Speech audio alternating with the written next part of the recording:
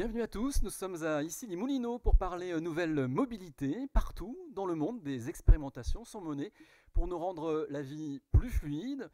Des voitures autonomes, des tickets de transport numérique universels, des routes intelligentes et productrices d'énergie. C'est pour quand? Est-ce que c'est aujourd'hui? Est-ce que c'est demain? On va en parler avec nos intervenants. Dans le monde, en Ile-de-France, donc aussi à Issy-les-Moulineaux, on invente la mobilité de demain. On va faire un tour d'horizon de ces expérimentations avec les acteurs de la ville intelligente et l'on se posera cette question en fin d'émission. Les jours de la voiture individuelle sont donc ou pas comptés dans une belle et futuriste Smart City? Je vous présente nos invités. Richard Dujardin, qui est directeur général de Transdev, merci d'être là, qui a fait rouler une navette sans chauffeur à Issy-les-Moulineaux, on en parlera.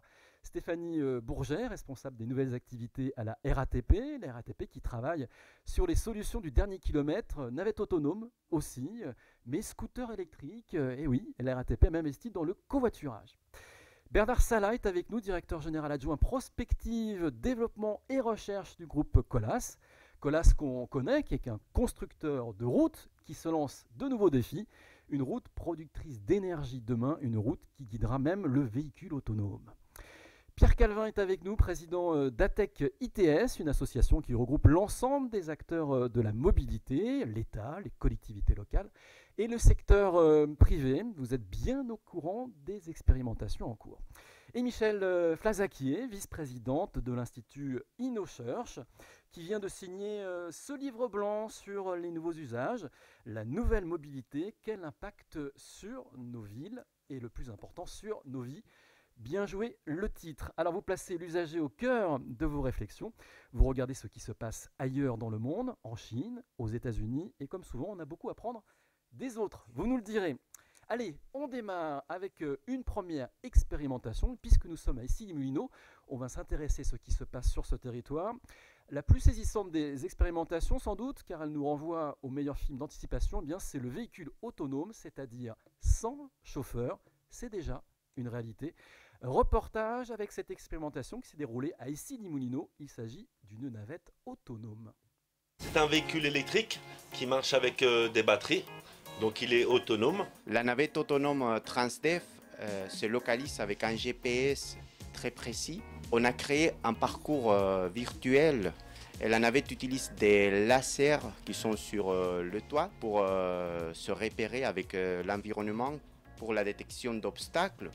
Elle utilise des capteurs qui sont à l'avant et à l'arrière du véhicule. Elle va adapter sa vitesse en fonction de ces obstacles. Donc, toutes les technologies qui sont en ce moment mises en place sont en phase de test, mais à terme l'idée est vraiment de se mélanger au trafic. Pour nous, cette solution de navette est intéressante parce qu'elle vient en complément en fait de nos gares du Grand Paris. On veut accompagner en fait les nuisances qui vont être générées par les différents travaux de nos gares par des solutions qui permettent aux habitants de pouvoir utiliser différents modes qui leur permettent de parvenir soit à leur domicile, soit dans leurs entreprises dans les meilleures conditions. On cherchait un moyen de faciliter la liaison domicile-travail ou transport jusqu'au lieu d'action. On a rassemblé les plus grandes sociétés de la ville qui avaient des idées en matière de data, en matière d'électricité, en matière de mobilité, ce qu'on a appelé SoMobilité. Ce sont des entreprises locales qui ont été rassemblées. Il se trouve qu'elles sont parmi les plus grandes du monde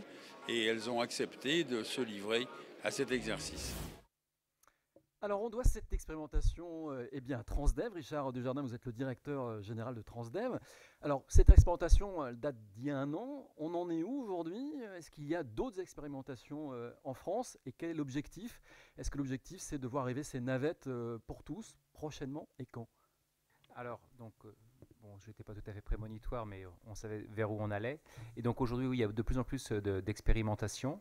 Donc là, c'était encore dans un site, entre guillemets, isolé, pas au sein du trafic. Aujourd'hui, maintenant, on a passé l'étape supplémentaire qui est d'avoir des navettes qui vont dans le trafic. Alors, on a eu ce genre de navette sur une zone d'activité d'ICAD tout près d'Orly, où donc on était vraiment dans le trafic. Et l'étape supplémentaire maintenant, c'est de gagner aussi en vitesse. Parce qu'aujourd'hui, toutes ces navettes vont à 10-15 km/h. L'idée, c'est de gagner en vitesse commerciale. Et donc, il y a des expérimentations qui vont être lancées en particulier sur Rouen, où nous aurons des navettes qui seront qui serviront le dernier kilomètre sur une zone universitaire, au Madrier, sur la métropole de Rouen, et avec le support d'infrastructures installées fixes, on pourra avoir des vitesses de 30 à 50 km/h. Donc ça, c'est ce qui va être lancé d'ici la fin de cette année, avec donc des Zoé électriques et aussi une navette un peu similaire à celle que vous avez vue sur l'écran, mais développée avec l'or. Donc vraiment là, on passe une étape supplémentaire qui est vraiment de dire, dans la vie quotidienne, comment ces solutions peuvent être en complément de ce qu'on appelle le mass transit, donc que ce soit des tramways ou des bus à haut niveau de service. Donc c'est vraiment ça. Une autre expérimentation plus près de nous, ce sera sur le plateau de Saclay, en complément donc des dessertes quotidiennes qui font la liaison entre la gare RER et le plateau. Au-delà des horaires normaux, on va aussi mettre une navette en site dédié pour pouvoir compléter donc les services réguliers faits normalement par des chauffeurs avec des bus classiques. Donc voilà, donc on avance vraiment, il y a encore beaucoup de recherches, mais il est clair que sur cette année écoulée, beaucoup de choses ont été faites et on va vraiment sur quelque chose qui arrive, et on le positionne dans le dernier kilomètre, le premier ou le dernier kilomètre, ça c'est assez important, mais encore une fois, les premières expériences étaient en site propre. De plus en plus, on va vers des navettes dans le trafic, ce qui est quand même le challenge technologique, un challenge technologique assez conséquent. L'autre dimension, c'est la dimension humaine. Et c'est ce qu'on va aussi étudier à Rouen. Parce qu'en fait, quand vous montez dans une navette et que vous roulez à 10-15 km/h, ça va.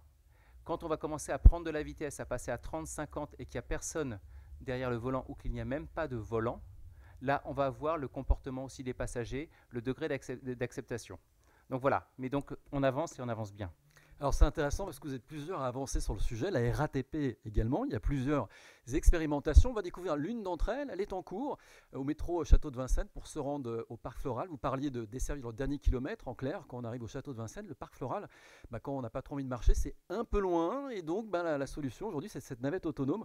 On va en parler tout de suite avec le responsable de ce projet, on l'écoute.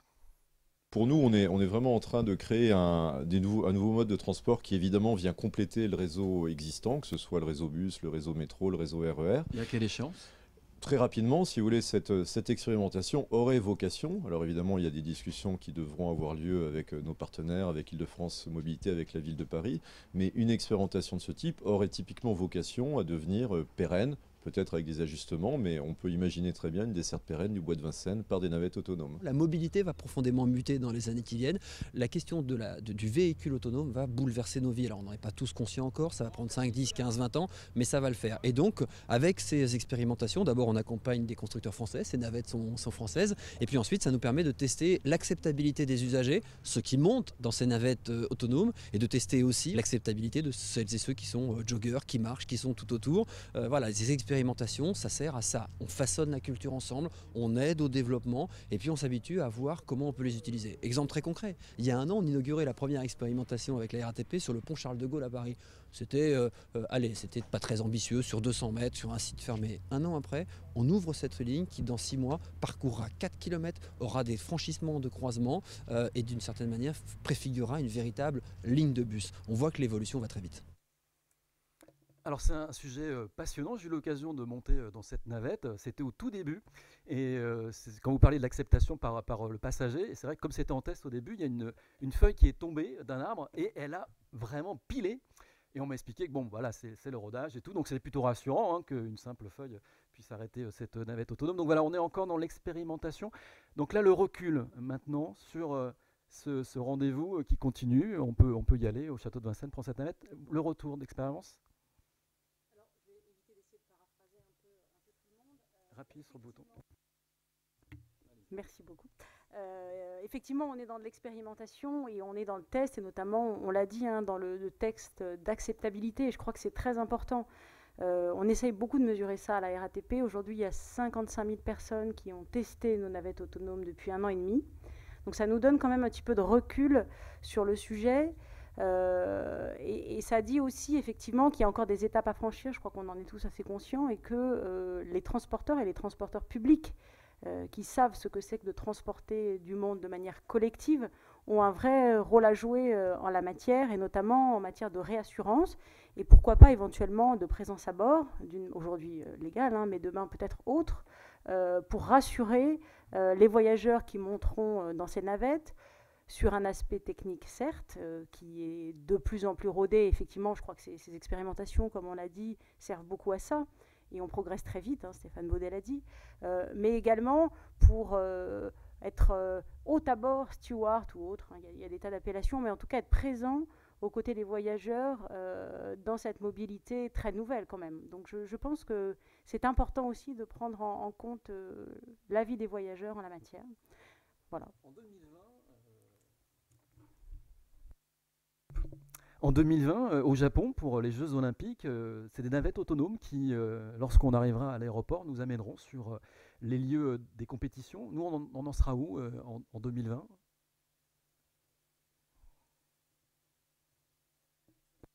Voilà, ça y est, je suis pas meilleure que vous, mais pas trop moins bonne non plus. En 2020, c'est difficile à dire aujourd'hui. Je pense que, comme on l'a vu, hein, dans l'année et demie qui vient de s'écouler, les progrès ont été très importants.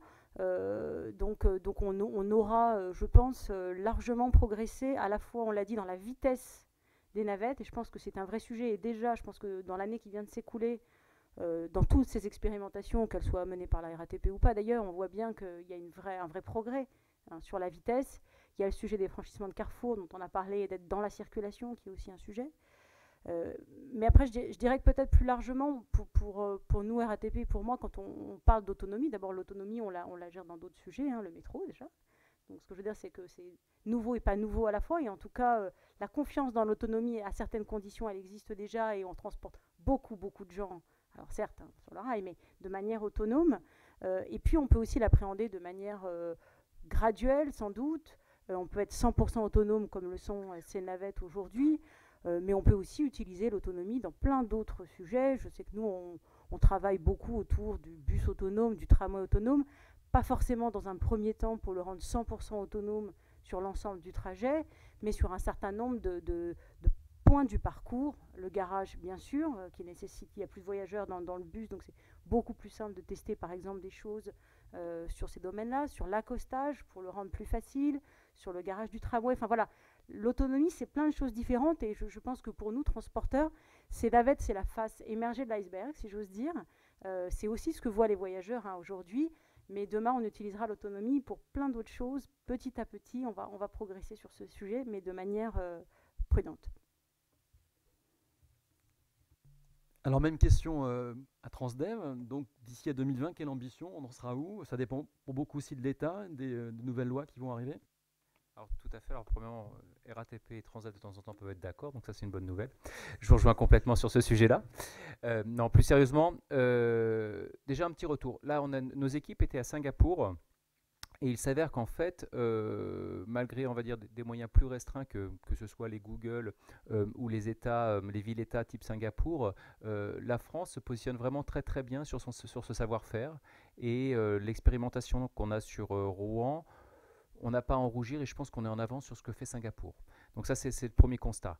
Donc, et aujourd'hui, c'est 2018. Donc question maintenant 2020.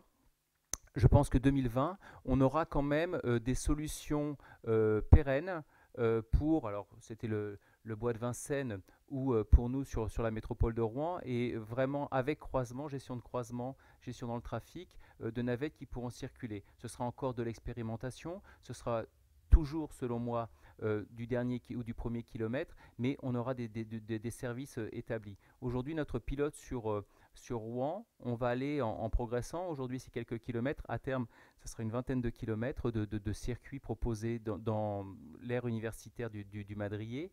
Et l'idée, c'est vraiment que ce soit des dessertes permanentes. Donc je pense que 2020, nous aurons des dessertes permanentes. Alors on a parlé là de navettes autonomes, le véhicule personnel, notre voiture autonome, est-ce que c'est envisageable ou pas ? Il y a des tests, il y a beaucoup de choses qui sont réalisées actuellement sur nos routes. On n'est plus dans la science-fiction, Pierre Calvin, hein, président d'ATEC ITS, et on peut même se poser la question avec ces navettes et véhicules personnels finalement de leur usage, parce que ça va devenir un lieu. Et donc à partir du moment où c'est un lieu, on va avoir un temps d'occupation différent de celui que l'on a aujourd'hui dans une voiture, une navette. J'y arrive. Oui, effectivement, je crois qu'il y a vraiment, quand on parle véhicule autonome, généralement, on a tendance à penser véhicule individuel et avant tout, je pense que l'évolution, elle passe par le véhicule collectif, comme on vient de le voir au niveau de ces navettes, et on se rend bien compte que les choses évoluent rapidement et apportent des facilités de mobilité à tous, très complémentaires des systèmes existants. Donc il y a quand même un cercle qui est très vertueux dedans. Après, sur le véhicule individuel, moi je le dis de temps en temps, je suis pas fan du véhicule autonome en tant que tel tout de suite. Pourquoi? Parce que le véhicule autonome fait partie d'un système. Tout comme la navette fait partie d'un système. La navette, elle est intéressante aussi si on n'attend pas 10 minutes pour monter dedans pour faire le voyage suivant, si on n'est pas obligé d'acheter un billet spécifique pour faire... Et on reviendra dessus avec le MAS tout à l'heure. Donc ça fait partie d'un système. Il faut que le système soit cohérent pour que l'efficacité du dispositif soit totale. Et pour le véhicule, c'est la même chose. Si le véhicule autonome individuel débarque demain dans nos vies, je crains le pire. Je crains le pire parce que tous les gens qui aujourd'hui ne prennent pas leur voiture vont avoir l'occasion de la prendre, cette voiture. C'est-à-dire que des personnes qui n'ont pas le permis, des jeunes qui n'ont pas l'âge, des personnes âgées qui aujourd'hui ne prennent pas la voiture par crainte, des gens qui tout simplement voudraient prendre le temps de pouvoir lire pendant qu'ils se déplacent ou de consulter leur smartphone, tous ces gens-là n'ont plus de raison de ne pas prendre de voiture si elle est autonome et qu'on est totalement indépendant de la circulation. Et donc si on se retrouve avec un surcroît de 10, 15, 20% de véhicules, je vous laisse imaginer dans quel pays nous allons vivre. C'est-à-dire qu'on est déjà dans une zone où on a pas mal de congestion. Le véhicule électrique, et Madame le maire vient de le rappeler, prend de plus en plus de place. Et donc on va avoir des bouchons et des congestions propres. Et puis demain, on aura des congestions autonomes. C'est-à-dire qu'on sera vraiment dans un flot. Et au lieu de mettre une demi-heure pour aller quelque part, on mettra 1 heure, mais voilà, c'est 1 heure où on fera autre chose, parce qu'on ne sera plus dans la voiture à conduire, donc on pourra prendre son ordinateur, travailler, lire, etc. Est-ce que c'est la société que nous voulons demain, c'est-à-dire mettre 2 fois plus de temps de parcours, et donc passer plus de temps dans une surface qui fait 1 mètre carré, 1 mètre carré 50, isolée? Je ne le crois pas, et pour moi, la clé, c'est vraiment d'avoir des véhicules autonomes partagés, c'est-à-dire à partir du moment où on aura plusieurs personnes dans le véhicule autonome, alors là, on aura tout gagné parce qu'on pourra aussi bien recréer du lien social, ne serait-ce que par le dialogue des gens qui seront à l'intérieur, mais en même temps, on ne va pas augmenter, voire on va diminuer le nombre de véhicules, et là, on aura une amélioration de la mobilité. Alors, Michel Flazaquier, je le disais en vous introduisant que vous avez toujours le regard de l'usager. Alors, j'imagine, pour vous, finalement, cette voiture autonome, on parle d'autonomie. Donc, c'est bien quand on n'a pas de permis de conduire ou qu'on est une personne âgée d'être autonome et de peut-être profiter de cette voiture. Alors oui, je pense que la voiture autonome, ça va être la libération de tout un tas de catégories de gens qui, aujourd'hui, ne sont pas mobiles. Les personnes âgées, les personnes qui ne voient pas, les personnes qui ont un handicap, comment ils font pour se déplacer? Donc ils prennent des taxis, et les taxis, dans un taxi, qu'est-ce qu'il y a? Il y a un chauffeur. Et le chauffeur, d'abord c'est embêtant, tout ça, mais surtout c'est cher. Donc les gens qui sont majoritairement intéressés aujourd'hui par l'autonomie et qui ne sont pas les transports publics, c'est qui? C'est Uber, c'est Lyft, c'est Didi, c'est tous ces acteurs-là. Et ça va pouvoir servir tout un tas de gens qui ne sont pas servis aujourd'hui. Et donc, je pense que ça va pas forcément congestionner les rues. Je pense que ça va les décongestionner. Parce que s'il n'y a plus le chauffeur, donc le prix baisse. Les marges restent bonnes, mais le prix baisse. Alors ça veut dire que quand on veut aller d'un point A à un point B, on va avoir le choix d'avoir la trottinette électrique si c'est prêt, ou si on est une personne âgée ou malvoyante, on ne va pas pouvoir prendre la trottinette électrique, donc on va prendre un véhicule autonome. Mais le véhicule autonome, il n'a pas besoin de rentrer à mon garage. Donc il y en a forcément moins si on fait à peu près le même si on a 20% de déplacement induit. S'ils ne se garent jamais, d'abord il y a moins de places de parking, et puis ça amortit sur un beaucoup plus grand nombre de gens. Donc je pense que les premiers modèles, ça ne va pas être moi qui vais mettre ma voiture au garage et m'acheter une voiture qui va coûter très très cher, mais ça va être des flottes qui vont être créées par des sociétés d'assurance qui ont un souci à se faire parce qu'ils vont perdre la moitié de leur chiffre d'affaires dans les 20 ans qui viennent. Donc il y a des tas de gens qui vont essayer de se positionner là-dessus et ça va pouvoir servir des tas de gens qui aujourd'hui ne sont pas servis. Alors merci beaucoup. Vous le voyez bien, hein, chaque innovation, des nouveaux usages, c'est intéressant. Puis des faits de société, des rebondissements, donc du débat. Mais on ne va pas débattre de ce sujet, on va avancer sur les expérimentations parce que qui dit véhicule autonome dit véhicule intelligent, mais se pose aussi la question de la route intelligente parce que ces véhicules autonomes aujourd'hui parcourent de courtes distances. On l'a vu, ils sont bardés de radars, de caméras. Mais réaliser 100, 200 km, même 10 dans un flux de circulation, c'est plus compliqué. Donc le véhicule autonome ne pourra se développer demain que si la route est connectée. Alors nous sommes allés à la rencontre des ingénieurs de VDCOM dans les Yvelines. Ils travaillent au véhicule du futur. Je propose de les écouter. Le véhicule autonome au-delà de 200 mètres est myope. Il s'agit maintenant donc d'aller au-delà de ces 200 mètres. On en parle avec vous. Donc concrètement, il s'agit maintenant de faire en sorte que ce véhicule s'adapte à son environnement.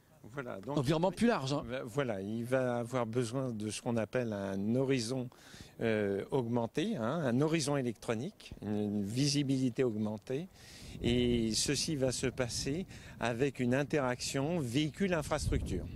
Donc être capable de communiquer non seulement avec les véhicules qui le précèdent au-delà de ces 200 mètres, mais également avec certains points caractéristiques dans l'infrastructure, tels que les contrôleurs de carrefour, tels que les bretelles d'accès d'autoroute, tels que les barrières de péage, voire les zones de travaux qu'il peut être amené à rencontrer. Donc ça veut dire en clair qu'il faut que ce dont vous nous parliez devienne des objets connectés. Le lampadaire devra être connecté pour que le véhicule l'identifie, donc pour pouvoir avoir une meilleure trajectoire au-delà des 200 mètres. Alors oui, il va y avoir, donc on commence à parler de route de 5e génération, c'est-à-dire une route beaucoup plus interactive qui en certains points va être connectée.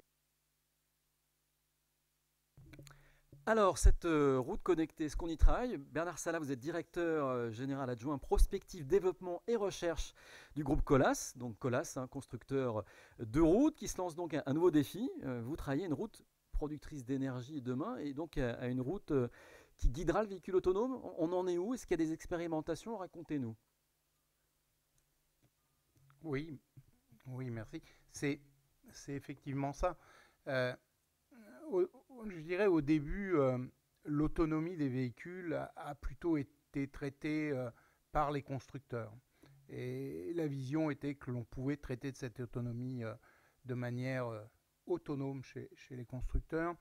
Et au fil du temps, les chercheurs ont intégré la notion qui a été bien exposée là, depuis le début de la discussion sur l'usage, parce que l'autonomie, avant toute chose, c'est une problématique d'usage. Et à partir du moment où on parle d'usage, il faut tenir compte de l'environnement du véhicule autonome, dans son guidage, bien entendu, mais aussi pour l'utilisateur, en termes d'usage, comment va-t-il accéder à ce véhicule autonome, comment va-t-il se comporter. Alors aujourd'hui, les entreprises d'infrastructure, notre entreprise, on réfléchit vraiment sur ce qui environne l'autonomie. Alors, comme ça a été parfaitement expliqué dans le petit film, qu'est-ce qui environne l'autonomie? C'est déjà de pouvoir lire la route. La route, effectivement, elle est lisible en partie avec de la cartographie, c'est tous les systèmes GPS sur lesquels les constructeurs travaillent beaucoup, mais ça ne suffit pas, puisqu'il y a des événements sur une route, que ce soit, on le connaît malheureusement aujourd'hui, des nids de poules, des travaux, des choses de ce type-là. Il y a des événements et cela, il faut les annoncer assez tôt pour que le véhicule puisse réagir en connaissance, et notamment pour assurer une certaine sécurité. Et donc, c'est ces éléments que l'on travaille aujourd'hui avec ce qu'on appelle notamment des unités, des UBR, des unités de bord de route, qui sont des éléments communicants qui auront comme ambition de communiquer avec les véhicules. Ça s'appelle par exemple GLOSA, Green Light Optimal Speed Advice. C'est un système qui devrait avertir assez tôt de la vitesse que doit avoir le véhicule autonome pour pouvoir passer un carrefour à un feu vert. Donc c'est une réponse à la fluidité, puisqu'effectivement tous les véhicules ne s'entasseront pas les uns derrière les autres à un croisement pour pouvoir assurer cette fluidité. Ces éléments, c'est des éléments de discussion entre le véhicule et l'infrastructure. C'était aussi l'ambition, parce que quand on parle véhicule autonome, on a parlé beaucoup de véhicules de transport de masse, des véhicules collectifs.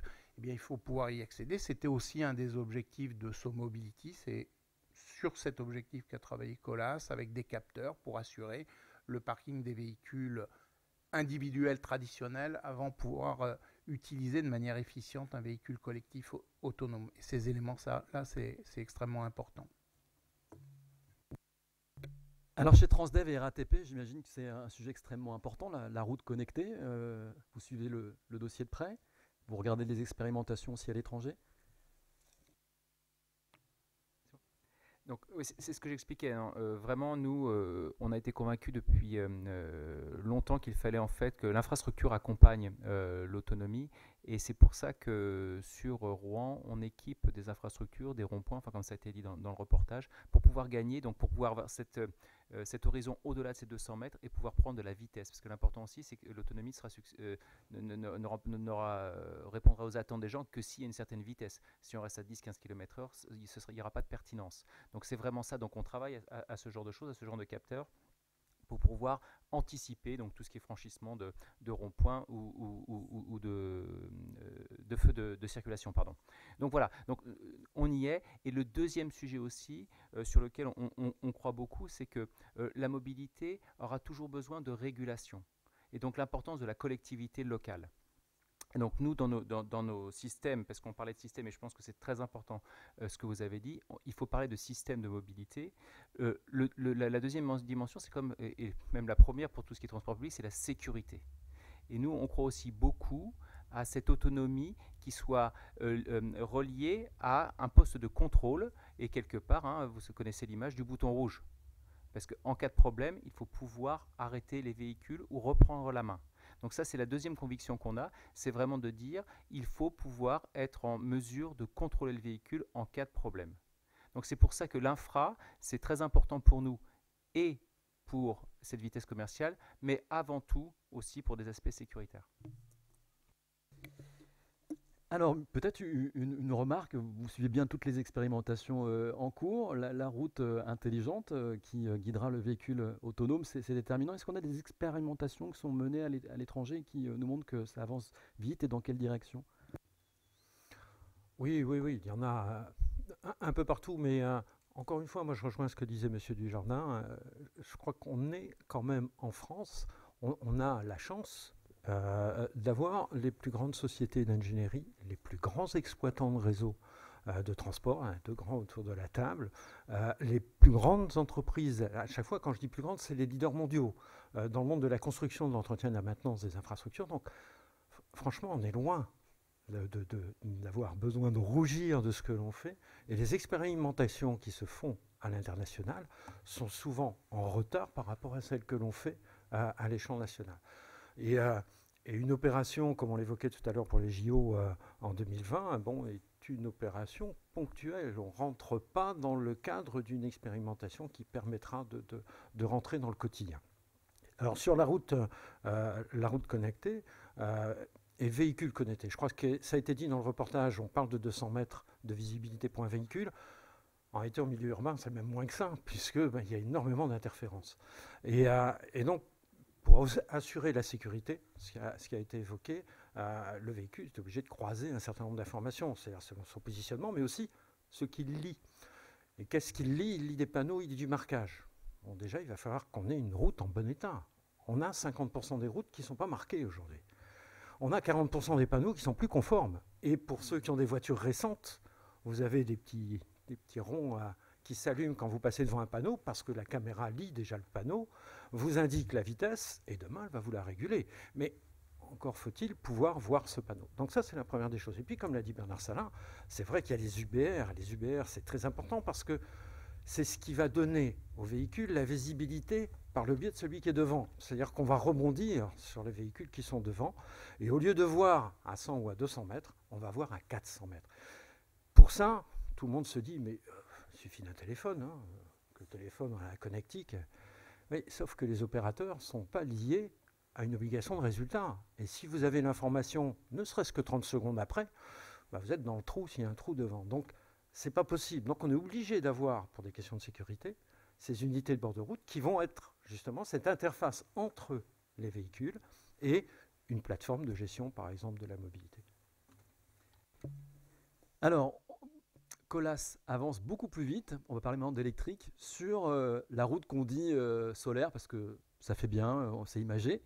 On va dire peut-être plutôt la route électrique, je ne sais pas comment vous l'appelez, mais toute la question, c'est toujours la question de la recharge, etc., et de ce qu'on va faire de l'électricité. Vous y travaillez sur le sujet? Alors, c'est juste, on l'appelle route solaire. On l'appelle Wattway, puisque c'est le nom commercial, hein, comme on dit. On dira peut-être Wattway, comme on dit Frigidaire aujourd'hui, enfin, je l'espère. Cette route solaire, elle accompagne réellement les nouvelles mobilités et la mobilité autonome, parce que je pense que personne ne peut concevoir un système autonome avec à terme des véhicules qui fonctionneront en dégageant du CO2. Ça semble évident et ça aurait sans doute pas beaucoup de sens, ne serait-ce que pour pallier au risque qu'évoquait Pierre Calvin d'un engorgement de véhicules autonomes. Il vaudrait mieux qu'ils soient propres, ces véhicules.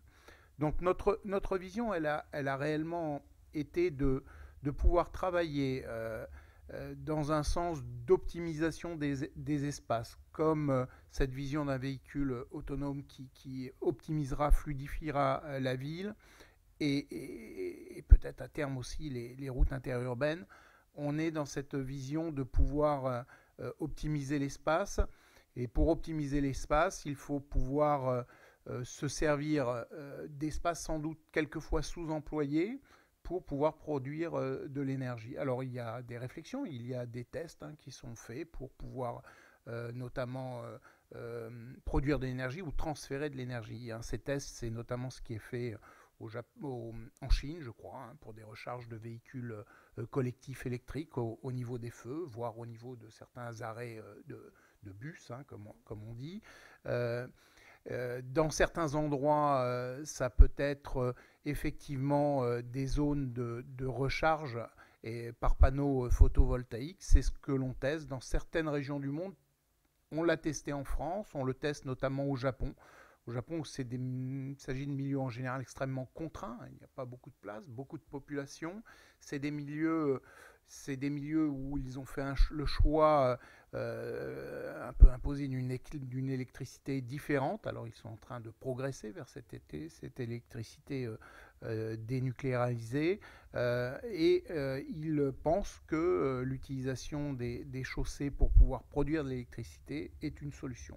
C'est un bon test, et puis les phases d'après, c'est un concept, c'est d'intégrer d'autres modalités, d'autres usages dans la route. Ça peut être effectivement des panneaux solaires, mais ça peut être demain de la signalisation qui est intégrée dans la route. On sait que la lumière est hautement communicante, et pourquoi pas imaginer communiquer avec la lumière, avec les photons.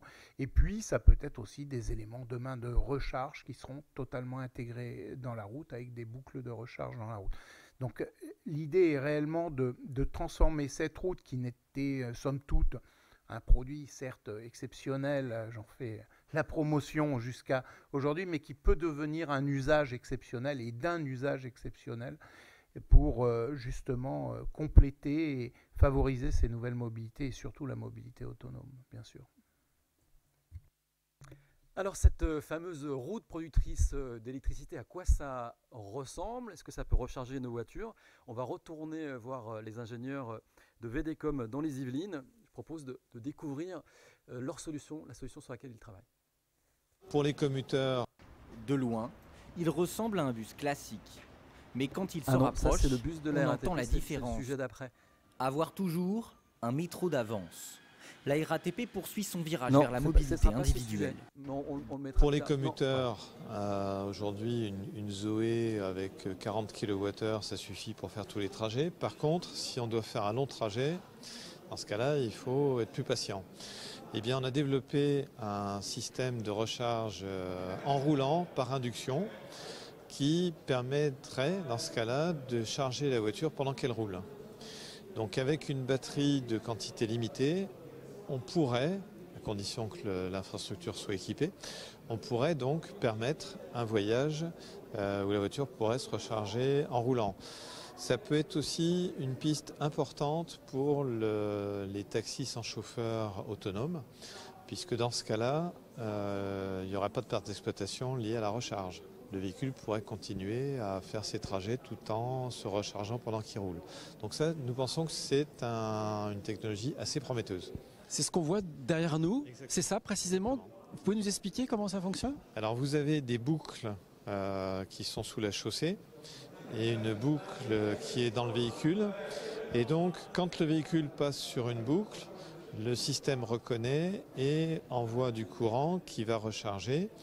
Et quand il quitte cette boucle pour aller sur la suivante, on coupe le courant sur la première pour le mettre sur le deuxième. La commutation se fait très très vite, c'est 200 microsecondes. Donc c'est extrêmement rapide, ce qui fait qu'on peut recharger une voiture jusqu'à plus de 100-110 km/h pendant qu'elle roule. Donc ça suppose quand même d'adapter toutes nos voies, les nationales, les autoroutes.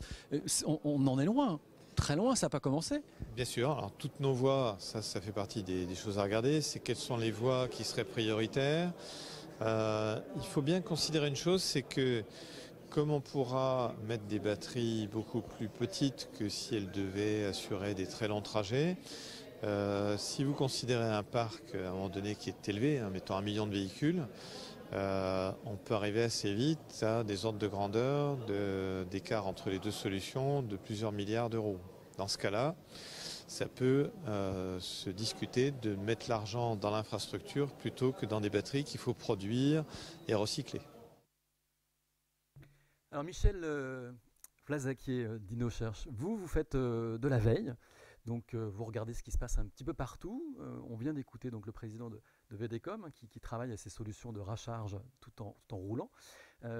Qu'est-ce que vous avez remarqué comme expérience à travers le monde qui sont intéressantes? Alors ce qui m'a le plus étonné, c'est Shenzhen, où on était en juin. Et alors quand on passe la frontière on passe la frontière à pied en arrivant de Hong Kong, et là, déjà, il y a les taxis rouges et les taxis bleus. Les taxis rouges, ils sont plus chers que les bleus parce qu'ils ne sont pas électriques. Mais ça, c'est pas ce qui m'a vraiment le plus épaté. Le plus, c'est les bus. Ils sont tous électriques et ils se rechargent au feu rouge, comme vous disiez. Et donc, comme Shenzhen, c'est 11 millions d'habitants, c'est extrêmement étendu. Il y a une quantité absolument phénoménale de bus. Et voilà. Comme si c'était un non-sujet, quoi. En Chine, c'est quand même assez surprenant. Donc, je ne vois pas pourquoi, si les Chinois savent le faire, nous, on ne pourrait pas le faire. Hein. Alors, vous n'êtes pas constructeur, RATP et Transdev, mais c'est intéressant de vous entendre sur le sujet. On a vraiment le sentiment que quand on parle de mobilité, l'électrique, c'est un enjeu vraiment majeur, premier. Bien sûr, l'électrique est un enjeu majeur et avant tout, effectivement, vous l'avez dit pour nos bus, on y travaille d'arrache-pied à la RATP et ici à Paris, puisque l'objectif est de basculer la totalité de notre flotte à l'électrique à horizon 2025, ce qui signifie 4500 bus passés à l'électrique ou à l'hydrogène en fonction de la taille de la ligne. Je ne rentrerai pas dans les détails techniques. À horizon 2025, donc effectivement, c'est une avancée majeure. En termes de pollution bien sûr et en termes de pollution sonore également, parce qu'un bus électrique est bien évidemment beaucoup plus silencieux et c'est agréable d'avoir une ville silencieuse. C'est important. C'est de gros travaux d'infrastructure et des coûts évidemment très importants. Donc il y a la technique et il y a les coûts. Il y a les pouvoirs publics, on en a un petit peu parlé, et je pense qu'on pourra effectivement en reparler, mais c'est aussi, sur tous les sujets qu'on a évoqués là, on parlait d'infrastructure aussi de la route, je pense qu'il y a un vrai sujet de trouver des solutions collectives à ce type de sujet. Et personne n'aura la vérité à lui seul, je pense, et la solution non plus. Donc je pense que c'est ça l'avenir. Alors avant d'entendre le directeur général de Transdev, je vous propose, pour illustrer votre propos, Stéphanie Bourget, de découvrir ce reportage qu'on a tourné auprès de la RATP sur l'objectif en effet bus 2025 de la RATP, bus électrique. À voir toujours de loin, il ressemble à un bus classique. Mais quand il se rapproche, on entend la différence. Pas de bruit de moteur. Ajouter du bleu sur la carrosserie. Voici le bus 100% électrique de la RATP. En 2025, 2/3 des 4500 bus de la région Île-de-France seront électriques. Les autres circuleront au biogaz. Car la RATP s'est lancée dans le challenge de la transition énergétique. Le plan de déplacement urbain francilien prévoit la réduction de 20% d'émissions de gaz à effet de serre d'ici 7 ans. Nous sommes sur une direction qui est celle de 100% de mobilité zéro émission, zéro carbone. Et ça, c'est notre ligne directrice. Sur le chemin, il y a évidemment 100% de bus électriques à Paris d'ici 2025. Pour relever le défi, la présidente de la RATP a signé une convention avec le distributeur d'électricité Enedis. 17 dépôts sur 25 seront transformés par Enedis pour accueillir la technologie électrique.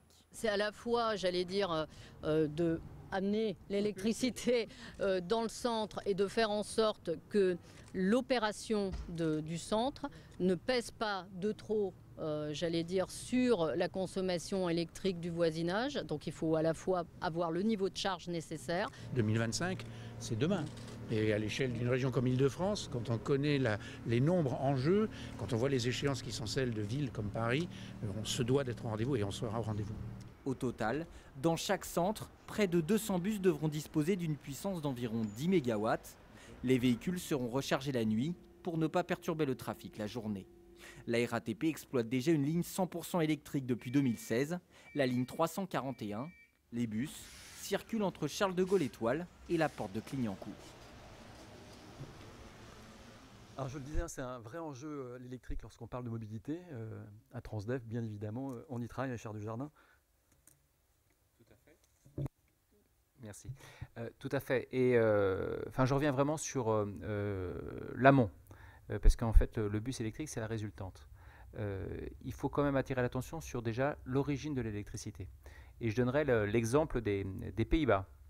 Les Pays-Bas ont une volonté très forte sur le bus zéro émission. Mais le premier challenge qu'ils ont à résoudre, c'est leur production d'énergie. Parce que 95% de la production d'énergie aux Pays-Bas, c'est du charbon et du gaz. Donc parler de zéro émission quand vous avez des bus électriques, mais que la production d'énergie n'est pas propre, c'est pas pertinent. Donc il y a quand même cette problématique de l'origine. Deuxième sujet, et ça a bien été montré dans le reportage, c'est les infrastructures. Alors premièrement, c'est de la production supplémentaire, parce qu'on va avoir des augmentations conséquentes de demande en énergie électrique. Car si vous passez tous les bus de France à l'énergie électrique, ça va être des centrales supplémentaires qu'il va nous falloir. Donc ça, c'est un premier sujet. Donc, quel mode de production? Derrière ça, Enedis le disait, mais il va falloir construire des infrastructures et renforcer les infrastructures. Moi, je cite souvent cet exemple. Sur Montpellier, on a voulu tester un bus électrique. 3 dépôts ne pouvaient pas le prendre parce que il n'y avait pas le branchement idoine pour prendre un bus électrique. D'accord? Donc c'est vraiment, c'est anecdotique, mais en même temps, ça dit beaucoup à ce qu'on a à faire sur tout ce qui est infra. Et par contre, en aval, c'est vrai que derrière, c'est aussi beaucoup d'investissements. Alors, vous l'avez vu, parce que les dépôts vont être obligés d'être équipés de sous-stations, hein, parce qu'on parle de high voltage, comment on dit en France, de haute tension, pardon, cherchez le terme, pardon, excusez-moi, de haute tension, donc c'est les sous-stations, donc c'est des sous-stations de type tramway, hein, donc c'est vraiment des choses à 5 ou 10 mégawatts à chaque fois, donc c'est des installations conséquentes qui, associées à ça, et on a eu ce décret au milieu de l'été, vont mettre des conditions supplémentaires sur les dépôts. Et donc aujourd'hui, un décret est passé pour aider la RATP à faire ces dépôts qui sont souvent en zone très dense ou en souterrain, mais on est en train de faire ça, de tuer la transition énergétique pour le reste de la France, parce que les collectivités locales n'auront pas les moyens de construire ce genre de dépôt. Donc il y a beaucoup de sujets associés à l'énergie électrique et ce qu'on appelle le zéro émission. Mais par contre, il est clair qu'il faut qu'on y aille. Mais ça va être de l'ingénierie et de l'ingénierie très compliquée. Aujourd'hui, Transdev aux Pays-Bas, on vient de démarrer... on a démarré 2 flottes, une flotte de 43 bus sur Eindhoven et on vient de démarrer une flotte de 100 bus articulés, donc des 18 mètres électriques. Il y a toujours aujourd'hui un problème d'autonomie. Donc ce qu'il faut aussi intégrer, c'est que, alors là j'entendais donc la solution RATP pour distance courte, c'est donc ce qu'on appelle recharge la nuit, d'accord, donc, mais ça vous limite la distance. Il y a d'autres approches qui font que vous augmentez votre parc, donc quand vous aviez 10 véhicules diesel, demain vous aurez 12 ou 13 véhicules électriques pour faire des rotations plus importantes, mais qui fait que vous avez moins de batteries, donc vous pouvez emporter plus de personnes, parce qu'il faut aussi réaliser, c'est que techniquement, les batteries, ça prend beaucoup de place et beaucoup de poids. Donc ça limite aujourd'hui votre capacité à transporter des personnes. Donc il y a toute cette ingénierie à repenser, et donc quand avant dans notre métier, on planifiait des véhicules et des conducteurs, demain on va planifier des véhicules, des conducteurs et les recharges. Donc c'est aussi une évolution de nos métiers. Mais par contre, il n'y a pas premièrement, la réglementation a évolué. 2020, 50% des renouvellements. 2025, 100% des renouvellements des bus, on va dire entre guillemets en bus propre. Hein. Il n'y a pas que l'électrique, il y a aussi tout ce qui est gaz, biogaz, ou ces choses-là. Mais c'est vrai que au-delà du bus, il y a tout ce qui est en amont, et je trouve qu'on n'en parle pas assez souvent.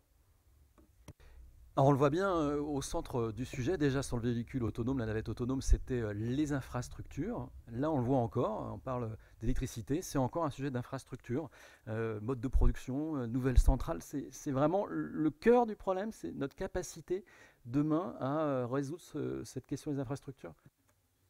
Oui, c'est clair, ça en fait partie, et grandement partie. Moi je crois, déjà je suis content parce que je trouve que cette manifestation à Issy-les-Moulineaux a permis de trouver déjà une solution pour Montpellier, puisqu'on va pouvoir faire un bout de route solaire pour alimenter le bus qui ne peut pas être accordé par l'électricien local, et donc on va pouvoir avoir un bus électrique.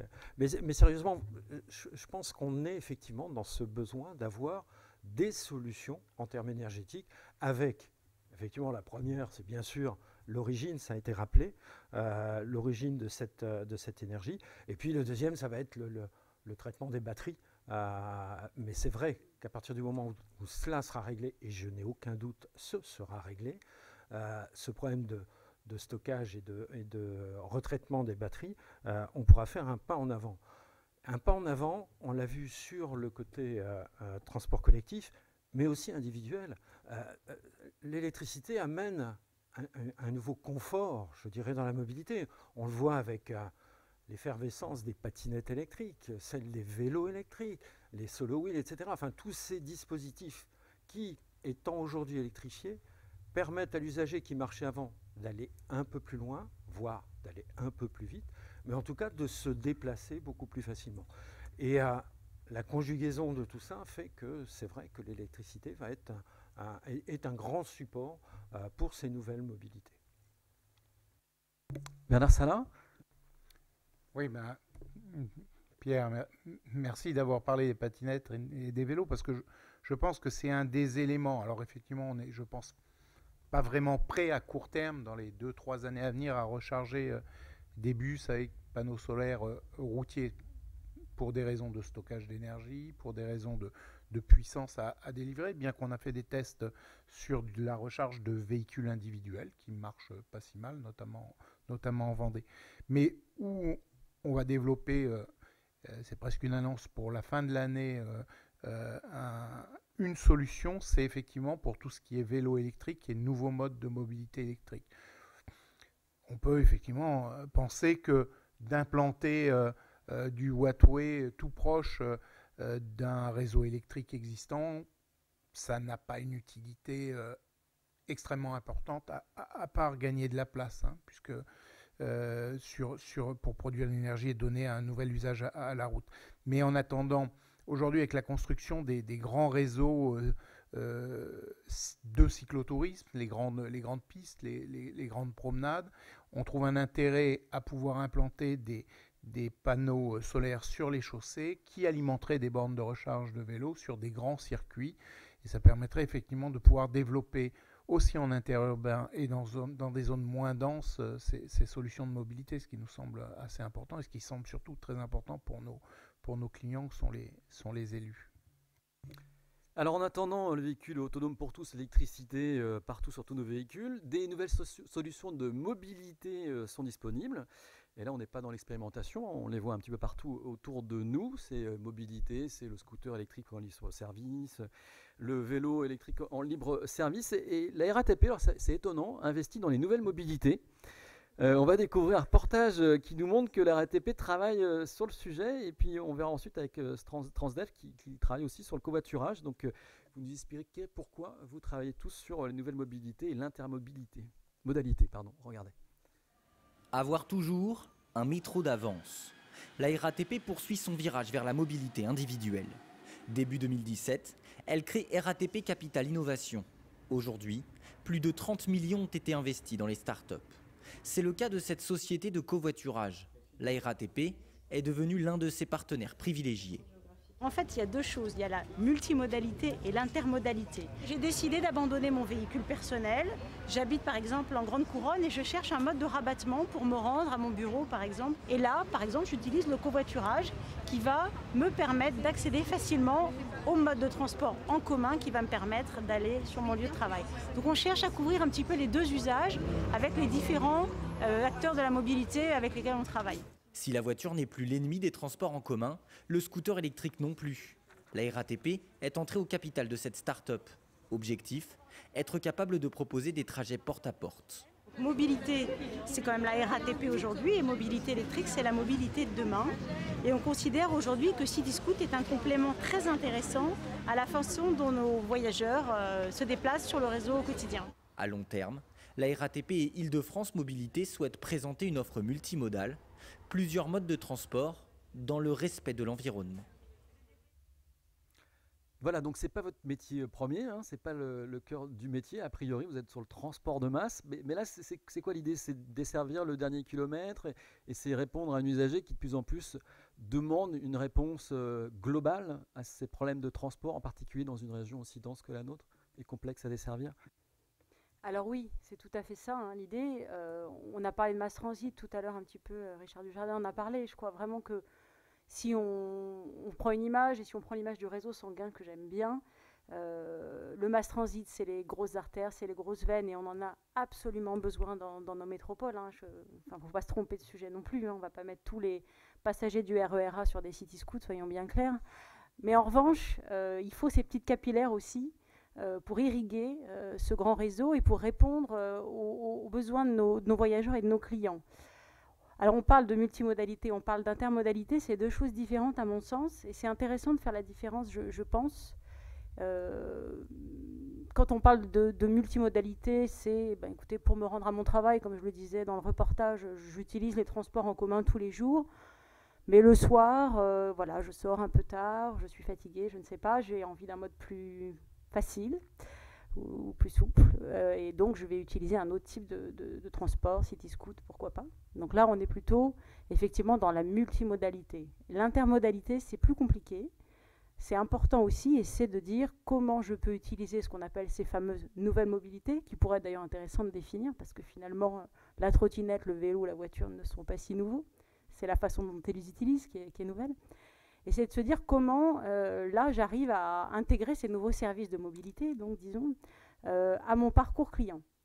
Et c'est plus compliqué. Je pense que le digital est un outil absolument central pour arriver à faire des trajets intermodaux. Et il y a aussi, je pense, un sujet qui est intéressant à soulever, c'est de se demander où sont présents ces acteurs des nouvelles mobilités. Et aujourd'hui, elles sont encore très présentes dans les centres-villes et là où il y a déjà de l'offre.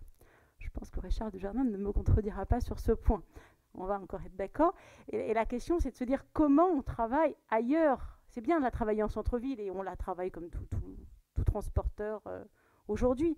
Et c'est important. Mais il y a aussi cette vraie question, et moi j'y apporte un intérêt croissant, de se dire mais comment on traite cette intermodalité dans les zones peu denses, dans les zones moins denses, où très honnêtement, on a parlé de Cityscoot, vous ne trouverez pas de Cityscoot. Le covoiturage me semble être une solution dans ces zones-là. On essayait de travailler. Donc notre idée, c'est de se dire, voilà, comment cette intermodalité ou cette multimodalité, selon les cas, on peut essayer de la travailler sur l'ensemble du territoire. Là encore, je pense que les transporteurs seuls n'apporteront pas l'ensemble des réponses, même si on y travaille, et c'est l'objet de notre relation, par exemple, avec Klaxit, hein, qui fait du covoiturage domicile-travail en zone peu dense. Donc là, on traite ce sujet-là, en tout cas, on essaie de le traiter ensemble. Mais à un moment, je pense qu'à l'échelle d'une agglomération, il faut se poser cette question de comment on interface ces nouvelles mobilités avec les transports en commun et comment on crée de l'offre en tout point de nos régions, et notamment dans ces zones peu denses. Alors le covoiturage, encore un sujet qui vous réunit avec la RATP, Richard Dujardin, puisque Transdev, parmi les nouveaux métiers de Transdev, il y a le covoiturage. Et alors, en fait, vous les proposez même, vous dites, une offre de rupture. C'est quoi une offre de rupture dans le covoiturage? C'est votre communiqué de presse, hein, j'ai lu votre communiqué de presse. Non, c'est pas moi qui l'ai écrit. Donc je vais pas demander douaner, mais c'est pas moi qui l'ai écrit. Non, plus sérieusement, alors déjà je voudrais faire un petit point, c'est que tout ne va pas marcher. Et aujourd'hui, c'est encore beaucoup de tâtonnements.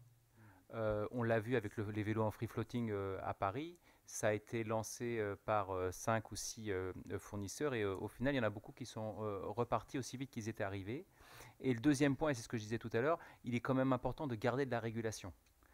Parce que sinon, vous arrivez au chaos et je pense que tous vous avez vu sur le web des piles de vélos qu'on a vu en Chine parce que les gens jettent les vélos au même endroit. Donc c'est important quand même de ces systèmes qui sont générés par des startups à un moment où c'est comme les Uber, enfin les VTC, tout ça, il faut quand même un minimum de régulation et encore une fois c'est à la collectivité locale de conserver ce rôle d'autorité organisatrice des mobilités. Sur le covoiturage, beaucoup de tâtonnements aujourd'hui.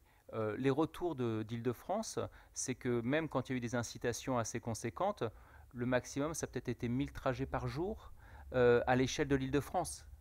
D'accord ?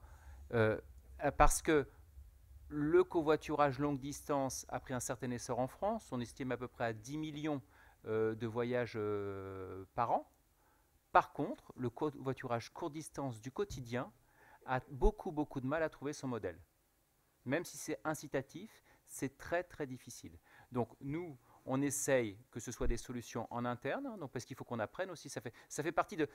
voilà, on est des vieilles maisons, entre guillemets, que ce soit la RATP ou Transdev, on essaie de se mettre un peu de temps en temps en mode start-up, ce qui fait du bien aussi parce que ça soulève un peu la poussière. Mais on apprend aussi le concept du droit un peu à l'échec, hein, et on apprend comme ça. Et c'est vrai qu'aujourd'hui, on a lancé donc une solution qui s'appelle FleetMe, donc qu'on déploie dans différentes villes, dont par exemple Avignon sous le nom Popcar, où on teste. Et alors par exemple sur Avignon, on arrive à trouver des conducteurs, on arrive à trouver des lignes entre guillemets régulières, parce que les gens voient qu'il y a une certaine tendance, bon, donc pour desservir des zones, mais en fait très très peu d'utilisateurs. Voilà. Donc on a ce sujet-là. Mais en parallèle de ça, donc on a cette solution qu'on développe en interne. Et bon, vous le faites avec Klaxit, nous on le fait avec Caros. Il y a d'autres solutions sur le marché, beaucoup de startups qui se positionnent. Et on voit aussi avec eux comment leur solution peut s'intégrer à nos solutions de mobilité plus globales. Et encore une fois, on parlait de système avant, c'est un système de mobilité et on essaie vraiment d'arriver avec des solutions. Et ce qu'il faut voir, c'est qu'avec l'évolution réglementaire, aujourd'hui, vous n'avez plus que 2 acteurs dans la mobilité, hein. Vous avez ce qu'on appelle les EPCI, alors pardon pour le jargon, mais ce sont les métropoles, les agglos, toutes ces choses-là, et vous avez les régions. Mais ce qui arrive, c'est que les EPCI croisent de plus en plus, et qu'en centre, vous avez donc les villes-centres, hein, et vous avez beaucoup de densité, mais très rapidement à la périphérie, vous avez des zones très peu denses. Et là, il faut trouver des solutions, parce que vous avez les mêmes citoyens qui aspirent à peu près au même droit à la mobilité.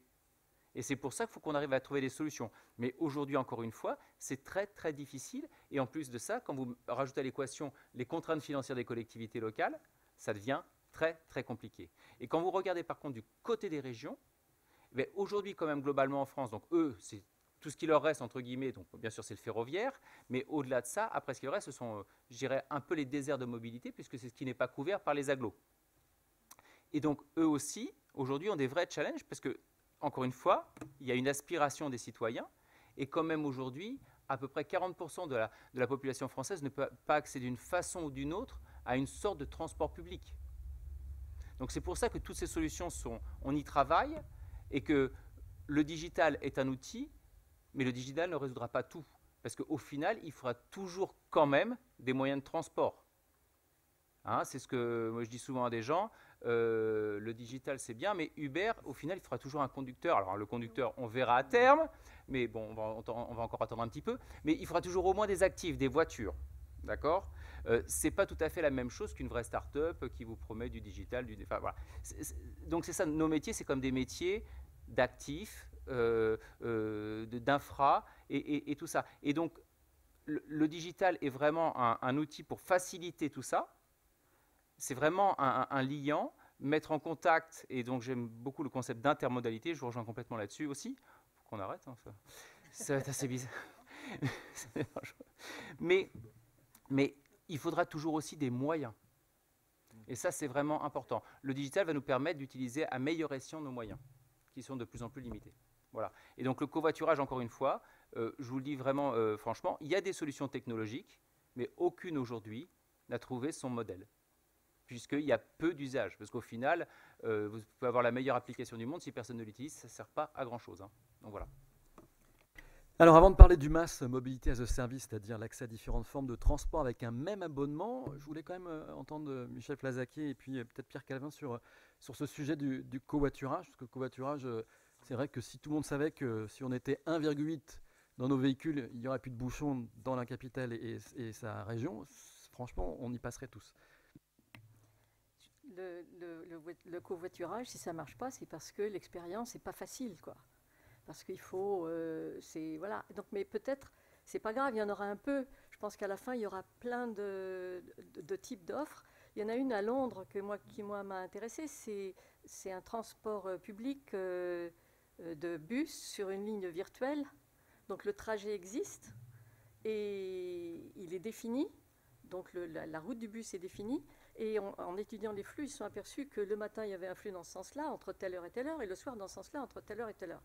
Et donc, si je veux prendre ce bus, qui n'existe pas, hein, je prends mon application, je m'inscris, je vais aller à l'arrêt à l'heure, et puis après, ce bus, il va faire une autre route. Donc, il va falloir essayer des tas de trucs, mais c'est assez facile si on connaît les flux. Alors là, ça, c'est un vrai sujet. Hein. Si on connaît les flux et qu'on arrive à bien analyser les flux et qu'on voit des flux éphémères, ben, on est la RATP, on dit je vais mettre un véhicule, je vais mettre une app, je vais prendre une start-up, et voilà. Et si ça rencontre son public parce qu'il y a le besoin, alors ben, ça fait une offre qui peut devenir pérenne avec un coût plutôt faible. Et si le covoiturage, moi ça me fait penser à la bouffe pour chien, si vous voulez. C'est le maître qui l'achète et puis c'est le sien qui le mange. Mais le sien, si ça lui plaît pas, c'est pas bon non plus. Donc...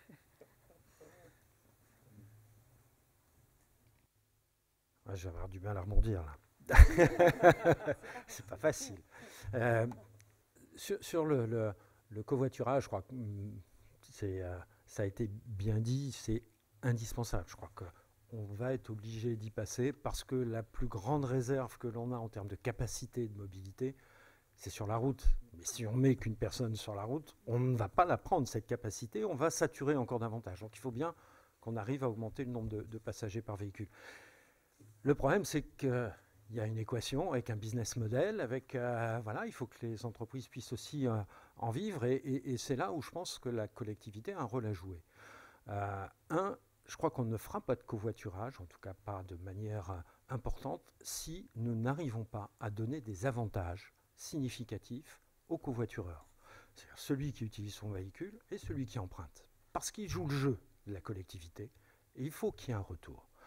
Ce retour, c'est quoi? Ça peut être un gain de temps, par exemple avec des voies dédiées. Ça peut être un gain économique, avec une indemnité au kilomètre. Ça peut être du parking facilité pour mettre le véhicule. Mais il faut qu'il ait un avantage. Si on essaye par la contrainte, on n'y arrivera pas. Ce n'est pas en réduisant l'accès aux voitures qu'on va régler le problème. C'est en donnant une facilité, un avantage à ceux qui utilisent les modes vertueux qu'on y arrivera. Et je suis persuadé que si l'on fait ça, alors oui, le covoiturage va marcher. La deuxième chose, c'est qu'en termes économiques, faut savoir aujourd'hui que un usager à l'année coûte à la collectivité, en dehors de ce qu'il paye, en fonction des lieux, entre 1 000 et 6 000 euros. 6 000 euros. La collectivité paye un usager qui se déplace tous les jours, paye pour qu'il se déplace 6 000 euros. Quand je dis la collectivité, ce sont nos impôts, c'est le contribuable. De se dire à un moment donné, il y en a une partie, au lieu de les mettre sur quelque chose qui ne fonctionne pas, de donner un peu à ceux qui font du covoiturage pour pouvoir le faire, et donc trouver une solution qui marche, peut être une bonne solution. Pas applicable partout, c'est clair. Mais à certains endroits, et notamment, on l'a évoqué, les zones peu denses et les zones périurbaines, qui sont les zones les plus difficiles à capter, pour justement les ramener, comme vous l'avez bien dit tout à l'heure, les gens sur les transports massifs. Mais pour moi, il faut qu'on soit vertueux sur le covoiturage, et je suis persuadé que c'est une solution. Merci. Alors on va parler maintenant du MaaS, Mass Mobility as a Service. Donc on le voit hein, avec le train, le métro, puis après je peux prendre un scooter ou un vélo, donc c'est bien, mais aujourd'hui j'ai besoin de plusieurs apps, et ça serait bien d'avoir un sésame universel, une clé numérique, donc en fait un billet qui me permette d'aller partout. Alors est-ce que on peut y croire un jour dans cette région, et on est nombreux à le souhaiter. Il y a des expériences qui sont menées un peu partout, et des expériences en France par Transdev, je crois à Mulhouse, notamment. Alors, Mulhouse, j'y étais hier, il faisait très beau d'ailleurs. Donc en fait, oui, ce qu'on a fait à Mulhouse, donc c'est, alors je sais pas, peut-être que Pierre expliquera la globalité du MaaS, mais donc ce qu'on a fait à Mulhouse, c'est vraiment ce qui est en aval. C'est vraiment tout ce qui est paiement et facilité d'utilisation pour sa mobilité du quotidien. Donc ce compte mobilité, ça réunit le stationnement, le transport public, les vélos en libre service et puis l'autopartage. Et donc avec votre téléphone, vous avez accès à tous ces services. Vous pouvez réserver. Vous avez rentré vos détails bancaires, etc., etc. Et donc, ça vous permet d'avoir un pass unique pour gérer votre mobilité au quotidien. Donc, c'est-à-dire que vous pouvez arriver en voiture dans l'agglomération de Mulhouse, la garer. Donc, vous accédez au parking avec cette app. Derrière, vous pouvez prendre un vélo, sauter dans le tramway. Et tout ça avec cette app. Et ce qui est intéressant, c'est que ça devient comme vos factures d'électricité. C'est-à-dire que vous payez votre mobilité à la fin du mois, en post-paiement. Donc, vous recevez un justificatif de tous vos déplacements. Et autre avantage, et ça, c'était vraiment... je parlais tout à l'heure de l'acceptation des gens avec ces apps, il faut qu'elles soient utilisées. L'idée, c'est donc de mars à septembre, on a eu des bêta-testeurs qui ont vraiment fait des retours. Et un des retours était de dire, il faut que je contrôle aussi mon budget. Donc, avec cette app, on met des alertes, c'est vous qui dimensionnez votre budget voyage, votre budget déplacement. Et donc, quand vous êtes à 80% si vous avez décidé que c'était 80 € par mois, à 64 €, vous aurez une alerte en disant, ça y est, vous avez atteint les 80% de votre budget. Et bien sûr, quand vous avez atteint vos 100%. Donc, c'est vraiment ça. Et donc, ça, c'est vraiment la brique aval de ce qu'on appelle le MaaS. C'est vraiment de faciliter son déplacement. Après, il y a les briques qui sont plus en amont, qui sont tout ce qui est calcul d'itinéraire, suggestion de déplacement, et puis donc il y a le projet, alors je ne sais pas si Pierre en parlera, mais donc ce qu'on est en train de faire sur l'Île-de-France, qui est vraiment d'avoir un outil numérique assez conséquent pour intégrer tous les modes de transport, y compris la voiture individuelle, pour pouvoir donner à l'utilisateur ce calcul, ce GPS entre guillemets multimodal. Pour les collectivités locales, on parlait de flux. Donc avoir vraiment un retour sur les flux et savoir comment et où investir dans les prochaines infrastructures. Et bien sûr, au quotidien, pour les exploitants comme nous, de pouvoir adapter nos réseaux en fonction d'incidents, par exemple. Donc, il y a beaucoup de choses. Et le MaaS Mobility as a Service, c'est vraiment un empilement de briques et de facilité. Le but ultime, c'est vraiment pour un usager des transports publics, un client voyageur, comme on les appelle, de pouvoir décider aujourd'hui s'il va utiliser son véhicule, s'il va utiliser un vélo, de covoiturage, etc. Et en fonction de ses besoins, c'est-à-dire j'ai des bagages, pas de bagages, etc., quel mode prendre. Et en fonction aussi de... Alors là, même ce qu'on aspire à faire, c'est de faire du prédictif. C'est-à-dire de dire en fonction du climat, aujourd'hui il pleut pas, donc s'il pleut j'aurai plus de bouchons, donc il est préférable que je garde ma voiture à ce parc relais, que je prenne le RER, etc. etc. Donc voilà, c'est ça, tout ce qui est MaaS, c'est vraiment la facilité de l'usage, mais ça demande beaucoup de développement. Et alors il y a un aspect technologique qui est déjà un challenge, mais l'autre aspect, c'est l'aspect partenariat. Parce que quand vous devez intégrer un exploitant de parking, un exploitant de vélo, un exploitant d'autopartage et un exploitant de transport public, par exemple, ben, c'est beaucoup de choses. Chacun a ses aspirations, chacun a ses problématiques. Et ça aussi, c'est l'aspect à ne pas négliger du tout. Alors à ce sujet, si vous voulez bien, je ne trahirai pas cette confidence, mais il y a un des opérateurs dans libre service en Ile-de-France qui me parlait du MaaS et qui me disait, moi le problème avec le MaaS, je trouve ça intéressant pour le public, mais je vais perdre ma relation client. Et donc aujourd'hui, il freine pour y aller parce qu'il se dit, mon business c'est la relation client. Si je perds le lien avec mon client, je perds mon business. Alors là, c'est la quadrature du cercle ou est-ce qu'on peut résoudre le problème? Le premier arrivé, c'est celui qui aura gagné. Non, non, mais c'est ça. Non, mais la valeur ajoutée, c'est le rôle d'intégrateur des mobilités. C'est clair. Et donc, chacun ne veut pas être réduit à être un tractionnaire. Mais après, c'est justement toute cette intelligence, et c'est pour ça que chacun doit y retrouver son compte aussi. Puisqu'il ne faut pas que, comment on dit en anglais, one take all. C'est pas ça l'idée. Mais c'est pas évident. Et c'est pour ça qu'à construire ce genre d'application, c'est très compliqué quand vous êtes plus d'un autour de la table. Ça, c'est clair.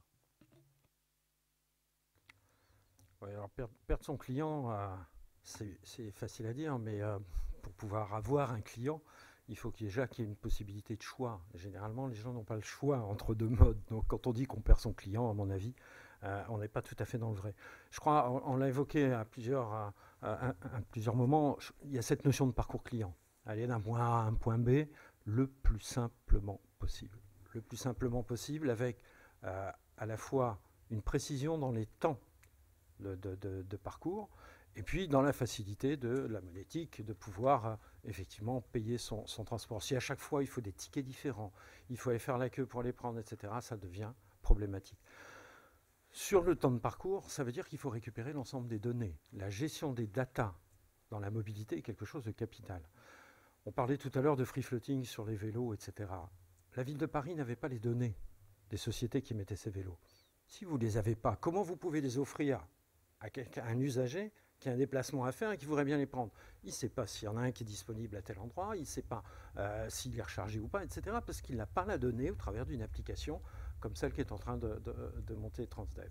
Donc, je crois qu'il faut vraiment, une volonté politique pour aller faire du MaaS, ça c'est clair. 2, de fiabiliser les informations, les données, pour pouvoir renvoyer à l'usager une précision sur vous pourrez prendre en fonction de vos critères de choix tel bus à telle heure, et il faut qu'il soit là, comme d'habitude.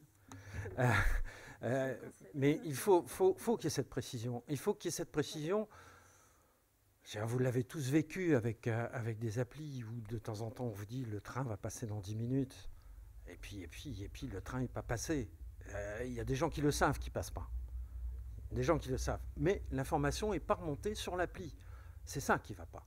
Que le train arrive avec 10 minutes de retard, il y a certainement une bonne raison. Mais que l'usager n'ait pas l'information, ça remet en cause la totalité de son cheminement. Et dans ces cas-là, il le fait une fois, il le fait 2 fois, et puis après il arrête. Et il va reprendre sa petite voiture, tout seul dedans, et il va aller dans les bouchons. Donc je crois qu'il y a vraiment, au niveau du MaaS, un effort à faire pour pouvoir faciliter la mobilité. Alors le MaaS, c'est vraiment un enjeu, à tel point que même Colas y travaille. Alors moi j'étais surpris de l'apprendre, mais vous avez mené une expérimentation sur le plateau de Saclay. Alors oui, même Colas s'y met, c'est quand même une première. Effectivement, on a répondu à un partenariat d'innovation sur le plateau de Saclay, pour le PA plateau de Saclay. Parce que depuis un moment, on a pris conscience effectivement que cette direction prise, que le sens de l'usage et qui devait être donné à l'infrastructure était important. Et pour créer ces usages, il fallait s'intéresser en premier lieu à l'usager, sans oublier la collectivité. Ça nous semblait extrêmement important. Et c'est là qu'on a créé une entité qui s'appelle Mobility by Colas, qui traite du MaaS chez Colas, qui est rattaché directement à la direction de l'innovation. Et on a répondu en partenariat avec des startups sur le plateau de Saclay. Et la société qui va être dédiée à ce projet s'appelle MoveHub. Alors MoveHub, c'est un compagnon de mobilité. C'est effectivement ce qui a été décrit. C'est l'idée qu'on va pouvoir aider l'usager à aller d'un point A à un point B sur ce campus universitaire pour pouvoir se déplacer. On est, pour certains d'entre eux, dans un lieu un peu éloigné des transports organisés. Donc certains viendront en véhicule, devront se garer.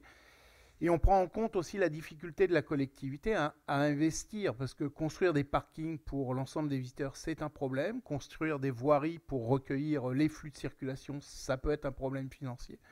Donc l'idée, c'est effectivement d'optimiser tous les éléments de mobilité traditionnels, que ce soit les parkings publics en bord de route, que ce soit les parkings en silo, que ce soit les parkings privés, par exemple, pour pouvoir aider l'usager à trouver sa place et aller à son rendez-vous ou à son lieu d'études sur le plateau de Saclay. C'est réellement ça l'idée qui nous a guidés. Et avec un plus, c'est de pouvoir intégrer la collectivité dans tout ce parcours. La collectivité, elle a réellement un tableau de bord. Ce qu'on propose, c'est aussi un observatoire des mobilités, puisque effectivement, vous l'avez dit, c'est des problématiques aussi politiques. Il faut une gestion politique de la mobilité et l'information doit être d'abord destinée à l'usager et à la collectivité. C'est ce que propose MoveHub au travers de notre proposition sur le plateau de Saclay, un vrai observatoire pour voir comment ça évolue. Merci. Alors, à la RATP, on y travaille aussi. Stéphanie Bourget, je crois que vous allez intégrer, ça paraît assez logique, les entreprises dans lesquelles vous avez pris un ticket. Le covoiturage, bientôt, on verra avec l'appli RATP, je crois que c'est Klaxit. Alors oui, tout à fait. Effectivement, on va déjà intégrer dans l'appli RATP les acteurs de la mobilité avec lesquels on collabore étroitement. Donc effectivement, scooter en libre service, autopartage, covoiturage dans un premier temps. Pour rebondir un petit peu, je ne vais pas paraphraser tout ce qui a été dit parce que je le partage en grande partie, même si sur la désintermédiation, je ne suis pas tout à fait d'accord avec vous. Et je pense que quand on prend l'exemple d'un Uber, par exemple, ça, je vais froisser personne, je pense. Je ne suis pas sûre qu'ils ont très très envie de s'intégrer dans des applications de masse des villes. Ou en tout cas pas toujours, où ça dépend de la taille de la ville. Donc je pense que le sujet est quand même assez compliqué. Et si on parle d'un point de vue purement technique, ça signifie à chaque fois intégrer des nouveaux acteurs en fonction des acteurs présents dans chacune des villes. Donc Richard Dujardin l'a dit, il y a une vraie complexité technique qu'il ne faut pas négliger. Je pense que personne ne la néglige autour de cette table, mais je pense que c'est important de le redire, à faire une application de masse. Je pense que c'est un outil fort pour les villes et c'est un outil fort de régulation. On a parlé un peu du rôle de la collectivité, de cet enjeu de régulation. Derrière ce MaaS, il y a un modèle économique, il y a des modèles économiques possibles d'ailleurs aujourd'hui. Et là aussi, c'est un peu comme sur le covoiturage, il y a des tas de questions qui se posent et on ne les a pas toutes résolues, loin de là. Il y a la question des marges, il y a la question des commissions, etc., qui pose aussi la question de la régulation derrière. Comment vont être régulées ces demandes, qui doit les réguler quand on va faire une demande d'un voyage de A à B. Si j'ai Pierre qui me donne une commission de 20 et Paul une commission de 30, qu'est-ce que je vais proposer à mon client final? Enfin, ces questions-là se posent bien évidemment. Je pense que c'est important, même en quelques minutes, de les soulever aujourd'hui, mais c'est des vraies questions très très fortes derrière ce sujet de masse. Et vous en avez un peu parlé aussi, Richard Dujardin, au début. Je pense qu'il y a la vraie question de l'acceptabilité client. Vous avez parlé du budget mobilité. Enfin, je trouve que c'est un sujet intéressant. On voit bien, il y a des dizaines d'initiatives sur le MaaS aujourd'hui, par des transporteurs, par des opérateurs automobiles, par des opérateurs des nouvelles mobilités. Enfin, tout le monde réfléchit à ces questions-là. Mais il y a la question de qu'est-ce que c'est qu'un budget mobilité pour un foyer, pour une personne. Vous avez parlé de cette alerte, je trouve que c'est très intéressant. Et on dit aujourd'hui on a plein d'applications et ça nous embête de les ouvrir, mais du coup, qu'est-ce que ça veut dire? Ça veut dire aussi que nos clients ne sont pas conscients du coût de la mobilité dans leur budget. Alors déjà, pour la plupart, ils ne sont pas conscients du coût de leur véhicule personnel. Et le sujet masse, en tout cas si on parle d'abonnement global, va se mettre en regard de ce sujet-là. Mais même au-delà de ça, un client de plusieurs apps ou de plusieurs services, en tout cas disons en Ile-de-France, par exemple à Paris, il n'a pas toujours conscience du budget global de sa mobilité. Il va faire un petit scoot, du transport en commun, un peu d'autopartage, que sais-je encore. Voilà. Et il fait rarement la somme. Et ces applications lui font faire cette somme. Et on se rend compte, enfin, il y a pas mal d'études qui ont été menées sur le sujet, qu'il y a une vraie question autour de ça. Et je pense qu'il y a un problème de prise de conscience des différents voyageurs, du coût de leur mobilité aujourd'hui, pour accepter cette offre de masse. Et aujourd'hui, on n'y est pas encore, je pense. Voilà. Donc, il y a un peu de chemin à parcourir encore, à mon avis. Merci. Alors avant de vous entendre sur un point de conclusion, on va écouter Stéphane Baudet, qui est le vice-président de la région Île-de-France, qui répond un peu à vos questions, parce que c'est vrai que la région Île-de-France aujourd'hui souhaite favoriser la réflexion autour du MaaS et même lancer des projets d'expérimentation. On l'écoute. Comme on a quand même un réseau qui a quelques dysfonctionnements, c'est un secret pour personne, c'est un sujet sur lequel il faut s'améliorer. C'est une exigence que nous imposons aux opérateurs, notamment SNCF, RATP, mais aussi le réseau Optile en bus. Pour donner un exemple, j'aimerais bien qu'un jour on ait enfin une application qui fasse que si je décide de partir en voiture de Courcouronnes pour aller dans un point à Paris, l'application sur laquelle sur mon téléphone je vais mettre mon trajet soit capable de me dire au bout d'un moment, vous êtes à Chilly-Mazarin, sortez de l'autoroute, allez à la gare, une place de stationnement vous attend, vous allez prendre tel train, tel bus et vous allez gagner 25 minutes sur votre transport. C'est ça aussi la force du numérique, des datas et de notre capacité peut-être à essayer d'harmoniser tout cela.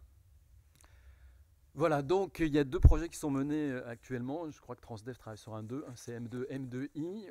On ne va pas développer là puisqu'on arrive à la conclusion de nos échanges. Et on avait dit en introduction qu'on se poserait ces petites questions là, pour terminer. Est-ce que bientôt on n'aura plus besoin de voitures dans nos villes, dans la Smart City 2050, on va peut-être aller loin quand même. Allez, un petit mot de conclusion à chacun si vous voulez bien, très court. Madame Flaziaquier. C'est bon là ? Ouais. Je suis convaincue que ça va aller très très vite. Je suis convaincue que ça va aller très très vite parce que le potentiel d'offres que ça va générer, l'inventivité des gens, l'attitude des jeunes aussi qui veulent plus de voitures particulières, qui se disent mais c'est quoi ce truc-là ? Pourquoi tu as une bagnole ? Enfin voilà. Donc je pense qu'il y a l'inventivité, les technologies sont là. Enfin elles seront sûrement là en 2030. Avec tout ce que Colas et les opérateurs télécoms aussi, la 5G vont faire. Donc je pense que ça va aller très très vite. Moi, la première fois que j'ai vu un véhicule autonome, c'était au CES en 2015 avec Mercedes qui avait montré sa première voiture. Mais c'était qu'il y a 3 ans. Et tout ce qui s'est passé depuis. Donc ça me fait penser à un exemple que j'aime bien, c'est celui du cheval. En 1912, il n'y avait que des chevaux. 10 ans après, il n'y avait plus de chevaux.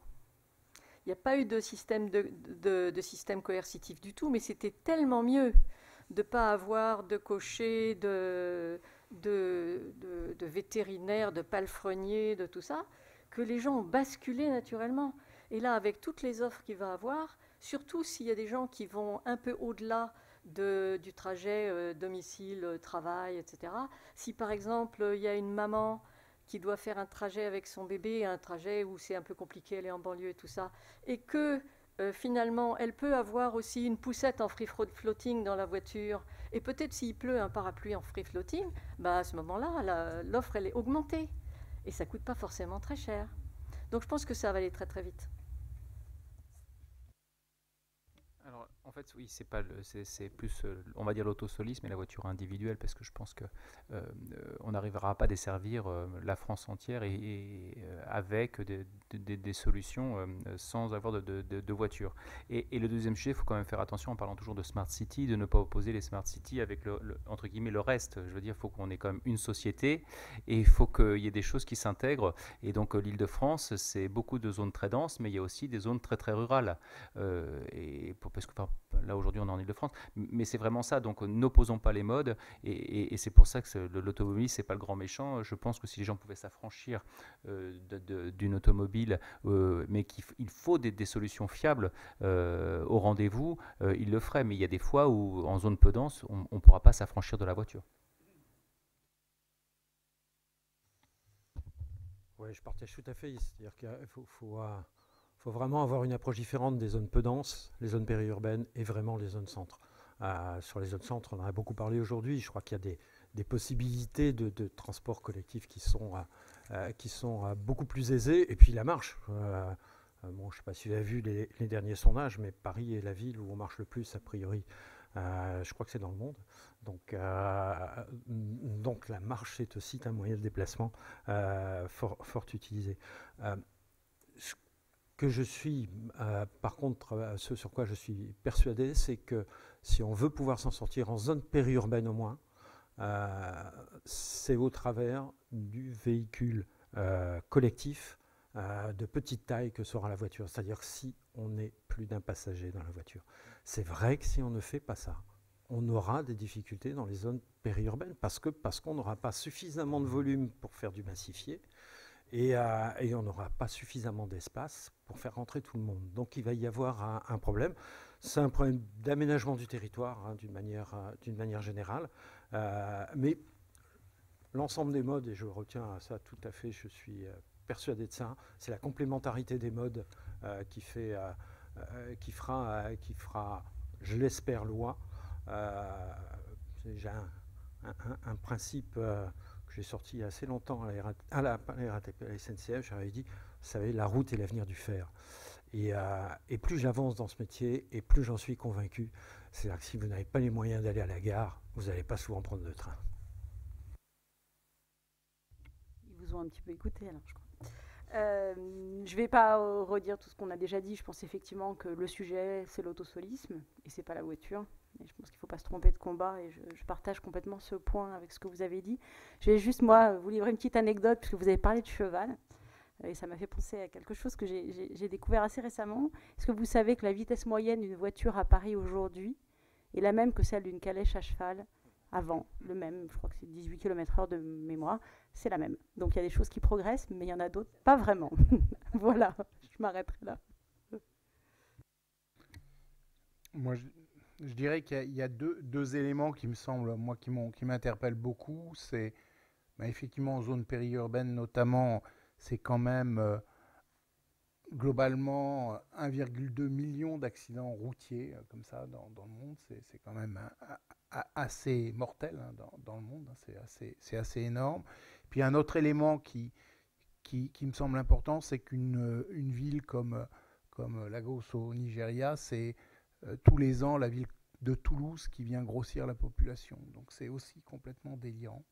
Donc si avec ces éléments-là, on ne va pas très vite, je pense que on aura rapidement des problèmes sociétaux.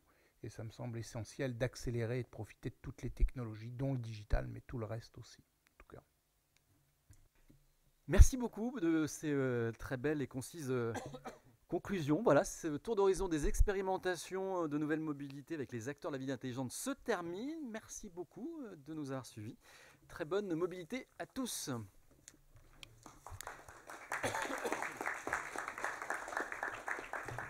Si vous souhaitez échanger avec nos intervenants, je demande à Mme Sueur et M. Le Gall si ça se fait ici ou à l'occasion d'une petite collation.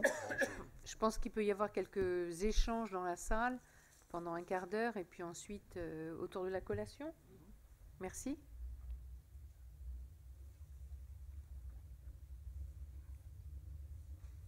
Monsieur, bonjour. Bonjour, Lucien Picou, retraité fossile de l'industrie électrotechnique. Alors voilà, vous parliez tout à l'heure d'idéal, de circulation en site propre. Or, qu'est-ce que l'on constate? Quasiment aucun feu n'est synchronisé dans la banlieue comme à Paris. Quelquefois, à un carrefour, vous avez 5 voitures qui attendent. Pendant ce temps-là, il n'y a personne sur l'autre chaussée. Donc, tout ce qui est simple n'est pas résolu d'abord. Ensuite, vous avez les volontés politiques. Les volontés politiques, c'est de mettre sur le marché des produits qui peuvent porter tort éventuellement à d'autres constructeurs. Sur la voiture électrique, un exemple. Vous avez 4 roues sur une voiture. Il suffirait de mettre un alternateur sur chacune des roues pour augmenter de plus de 20% le rayon d'action. Et ça, ce n'est pas proposé. Actuellement, il y a un tas d'études concernant les moteurs à explosion. Ces études sont encore dans les cartons parce qu'il y a le lobby des constructeurs automobiles.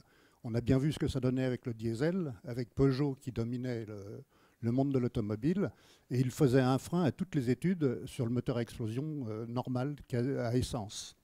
Et donc, devant tous ces freins, on ne peut qu'être sceptique.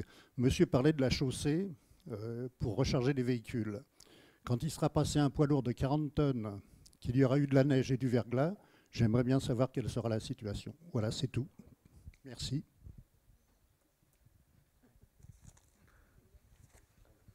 Alors après, c'est des questions ou des remarques qui n'amènent pas obligatoirement des réponses. Hein, si vous voulez réagir, bien évidemment. Sinon, toutes les remarques et questions sont les bienvenues. Juste une remarque sur la signalisation. On parlait d'un système, ça va tout à fait dans votre sens, et c'est vrai. Et c'est aussi très souvent, les compétences ne sont pas obligatoires au même niveau dans notre organisation. C'est-à-dire que vous avez des compétences de signalisation qui seront par exemple au niveau des municipalités, quand la compétence transport public sera au niveau de la métropole, par exemple. Et donc, ce qui fait aussi des fois des dysfonctionnements. Mais c'est vrai qu'on pourrait optimiser mieux. Vous avez raison. Je pense que je reviendrai sur la problématique de la recharge. Hein. Bon, vous avez raison, sous la neige. Alors, le camion de 40 tonnes, il roule sur des dalles photovoltaïques. Il se trouve qu'elles ont été conçues comme ça. On ne sait pas combien de temps. C'est en test.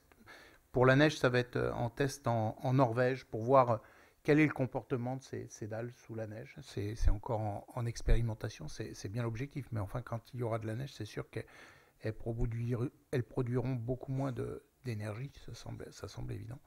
Je pense qu'il y a quelque chose il y a beaucoup d'éléments qui vont progresser aussi avec la 5G. Alors, c'est encore de la technologie, mais toute l'information qu'on va pouvoir transférer entre les véhicules, les problématiques d'unité de bord de route, les feux, la signalisation, je pense que la 5G va amener, c'est en tout cas la promesse de la 5G, va amener beaucoup d'éléments pour fluidifier et aller plus loin dans ces éléments-là. Mais bon, il reste encore des tests à faire. C'est notamment, on a parlé de VDCOM, c'est aussi l'objet d'une autre plateforme. Et en France, je pense qu'on est très en avance. L'autre plateforme, c'est Transpolis, qui est à côté de Lyon, où sont associés un grand labo de recherche en matière d'infrastructure qui est l'IFSTAR, une entreprise, enfin un laboratoire national. Je pense qu'on va avancer avec la 5G, avec cette plateforme qui va être à l'échelle 1, vers des solutions sans doute plus fluides, qui répondront au moins en partie à vos interrogations.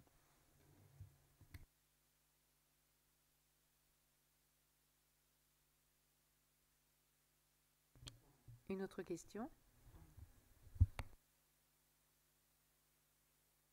Disons dans le prolongement des remarques de monsieur, et face à votre optimisme pour le MAS, je me demande personnellement combien de temps il faudra encore qu'on ait 10 titres de transport pour une journée quand on est un hypermobile. Pour ma part, ça m'est arrivé de faire un Lille-Poissy quotidien pendant plusieurs années, en prenant un métro, puis un TGV, puis éventuellement un train de banlieue, puis de nouveau un métro, le tout en payant, on va dire, sur un modèle complètement éclaté, des prestations à chaque fois. Je ne comprends pas qu'aujourd'hui, même à la SNCF, on n'est pas capable de faire un trajet de le faire.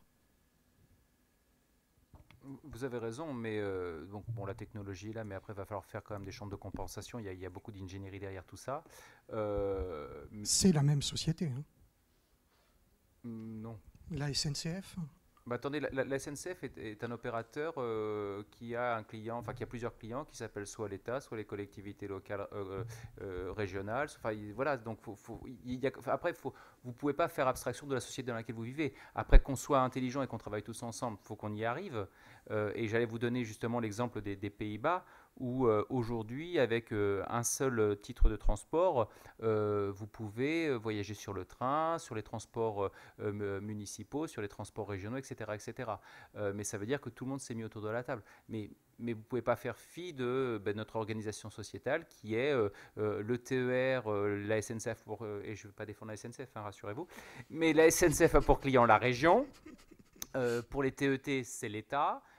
Après, il y aura bientôt l'open access, entre guillemets, avec les lignes TGV. Enfin, voilà, c'est des modes différents. Donc après, marier tout ça, c'est un sujet, mais on ne peut pas faire fi de notre organisation sociétale. C'est un choix, enfin, c'est comme ça qu'on est organisé. Mais derrière, oui, mais justement, on tend à faire ça au niveau de la billettique.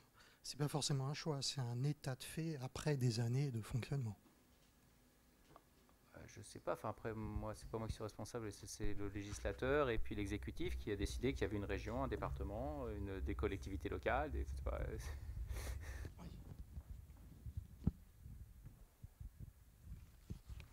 Une autre intervention? Pour rebondir sur ce que disait monsieur, est-ce que il y a une réflexion sur le fait que les données soient finalement un service public ? Puisque là, on parle de données éclatées ou de données de paiement qui sont éclatées entre des tas d'opérateurs, des régions, des départements, des villes. Est-ce que cette réflexion, elle existe quelque part ou pas ?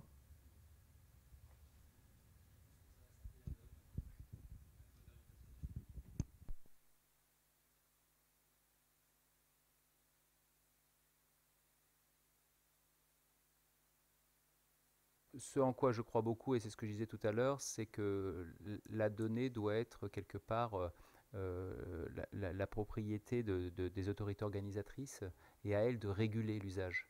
Parce que ce serait beaucoup trop simple qu'un tiers vienne récupérer les données d'eux, et justement on parlait de piquer les clients A, voilà, c'est ça. Et la deuxième chose, ça participera de l'équité, parce que les GAFA, qui est les personnes dont on parle, viendront, mais ne s'occuperont que des zones denses. Parce que là, il y aura du potentiel pour faire de l'argent. Et on en revient toujours à quelle société on veut construire. Parce que dans les zones peu denses, si on laisse la donnée libre et qu'il n'y a pas cette régulation et qu'il n'y a pas cette volonté de faire, entre guillemets, de façon relativement identique, vous aurez toujours les mêmes qui seront servis, hein, qui sont les cœurs de ville très denses, où il y a du potentiel pour faire de l'argent. Donc voilà, c'est ça. Mais donc j'espère que la LOM va aller en ce sens. Enfin, en tout cas, du côté Transdev, on pousse pour ça, quoi. On espère tous, vraiment. Mais la prise de conscience est assez récente, il faut le dire.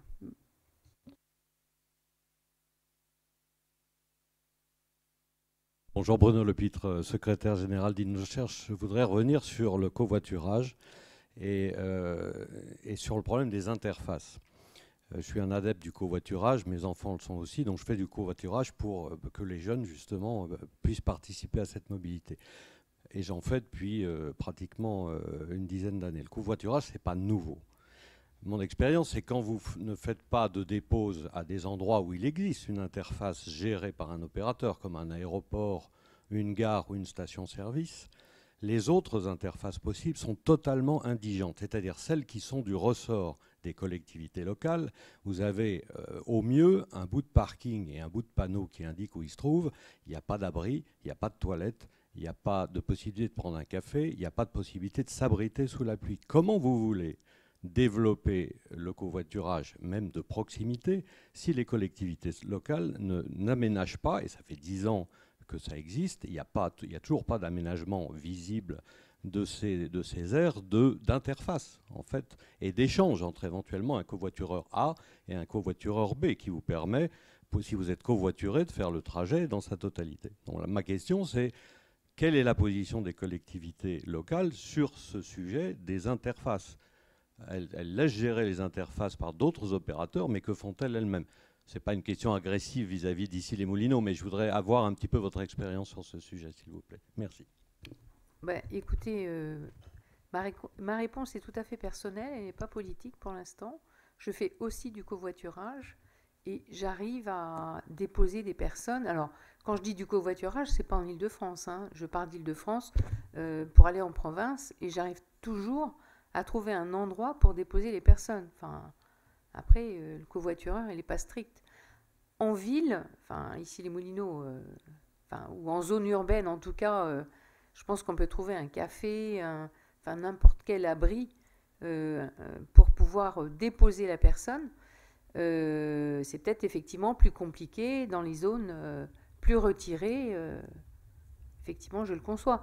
Mais c'est un tel investissement aussi, et je voulais en parler dans mon propos liminaire, propos de fin de conférence. Il y a un moment donné où les villes, les collectivités ne vont plus pouvoir suivre, non plus financièrement. L'État, si on nous supprime la taxe d'habitation, par exemple, on va avoir un petit peu de mal maintenant à investir dans des investissements, investir, oui. Il va falloir emprunter. Alors, on est bien évidemment pour développer un maximum de choses pour les habitants. Nous, en tout cas, ici les Moulineaux, GPSO, etc. Mais je pense qu'on n'est pas cette seule collectivité dans ce sens-là, mais il y a un moment donné où on est limité, ou alors il faut augmenter les impôts. Oui, je crois, si je peux apporter un petit éclairage, je crois que ce que vous expliquez, on le vit aussi pour les gares routières, avec au droit des gares SNCF, par exemple. Donc, je crois qu'il y a vraiment, et quand on parle de masse, de parcours client, etc., c'est des choses qui sont quand même, celles-là, relativement récentes. Et se dire que demain, je dois apporter l'infrastructure qui permette d'assurer ce parcours client est indispensable. Et effectivement, il y a une gare qui est célèbre, gare routière, elle a changé un petit peu maintenant, de la Porte Maillot, où il n'y avait même pas, alors qu'il y avait toujours une 50aine de bus qui attendaient là, il n'y avait même pas de toilettes pour les chauffeurs, quoi. Donc c'est vrai pour le covoiturage, c'est vrai pour l'ensemble, on rentre seulement dans le cheminement. Mais effectivement, il faut les prendre comme des systèmes de transport, même s'ils ne sont pas portés par un seul opérateur. On le voit aujourd'hui, puisque plusieurs s'y mettent, mais il faut qu'on prenne vraiment ces modes de transport dans leur globalité et de pouvoir effectivement faciliter l'interconnexion entre les modes. Ça, c'est effectivement indispensable. Un exemple, la place de la Nation, qui a été réaménagée il y a très peu de temps, était bouchée à cause du pick-up, donc de la montée et de la descente des véhicules pour le covoiturage. C'est un haut lieu du covoiturage et ils arrivaient à saturer la place de la Nation uniquement avec le covoiturage. Donc effectivement, il y a des aménagements à faire. Ce n'est pas le tout de dire aux gens, faites du covoiturage, il faut qu'il y ait des infrastructures qui soient adaptées.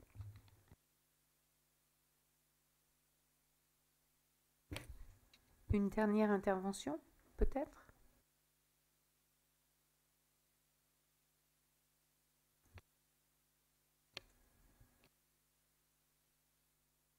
Sophie Rigolo de la société Here Technologies.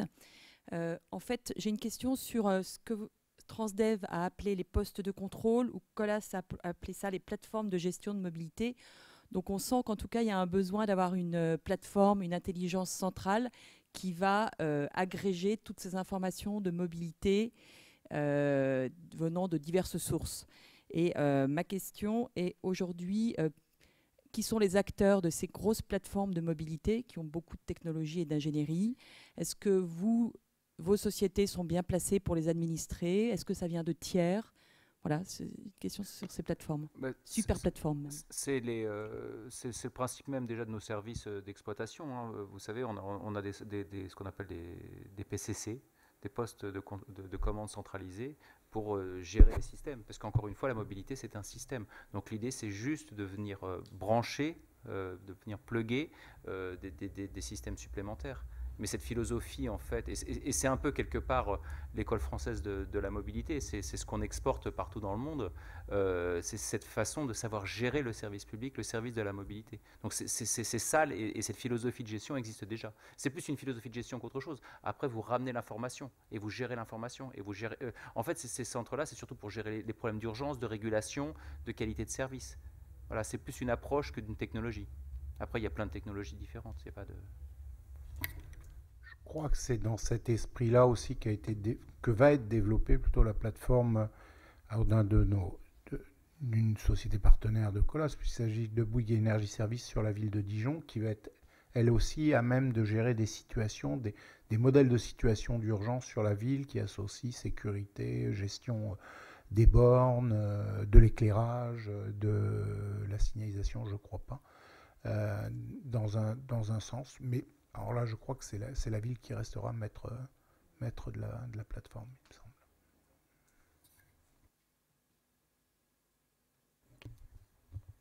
Eh bien, écoutez, merci Monsieur Zanetta d'avoir animé cette conférence.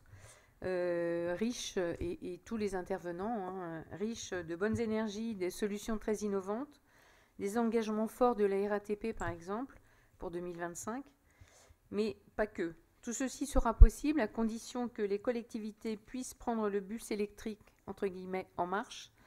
Optimiste de nature, je ne doute pas de l'avenir de nos déplacements s'enrichissent de toute cette intelligence virtuelle, très prochainement mieux adaptée à la ville de demain. Une façon aussi de lutter contre le réchauffement climatique et baisser de manière pertinente les gaz à effet de serre. C'est urgent pour la planète et pour la santé des habitants. Et puis une petite note d'humour. Comme je suis maire adjointe, je suis donc officier d'état civil et je suis prête pour marier la RATP et Transdev quand ils le souhaitent. Voilà. Donc, merci en tout cas à vous, public aussi, d'être venus. Et puis, que puis-je vous dire que demain, n'oubliez pas qu'il y a une belle journée qui nous attend, place Corentin-Selton, avec des constructeurs automobiles et qui vous proposeront justement des essais aussi. Et il n'y a pas que des constructeurs automobiles. Cette conférence, vous pourrez la revoir si vous le souhaitez sur le site de la ville à partir de la semaine prochaine. Et puis je souhaite également remercier Éric Le Gall et son équipe pour l'organisation de ces deux conférences de la journée. Merci à tous et bravo à vous.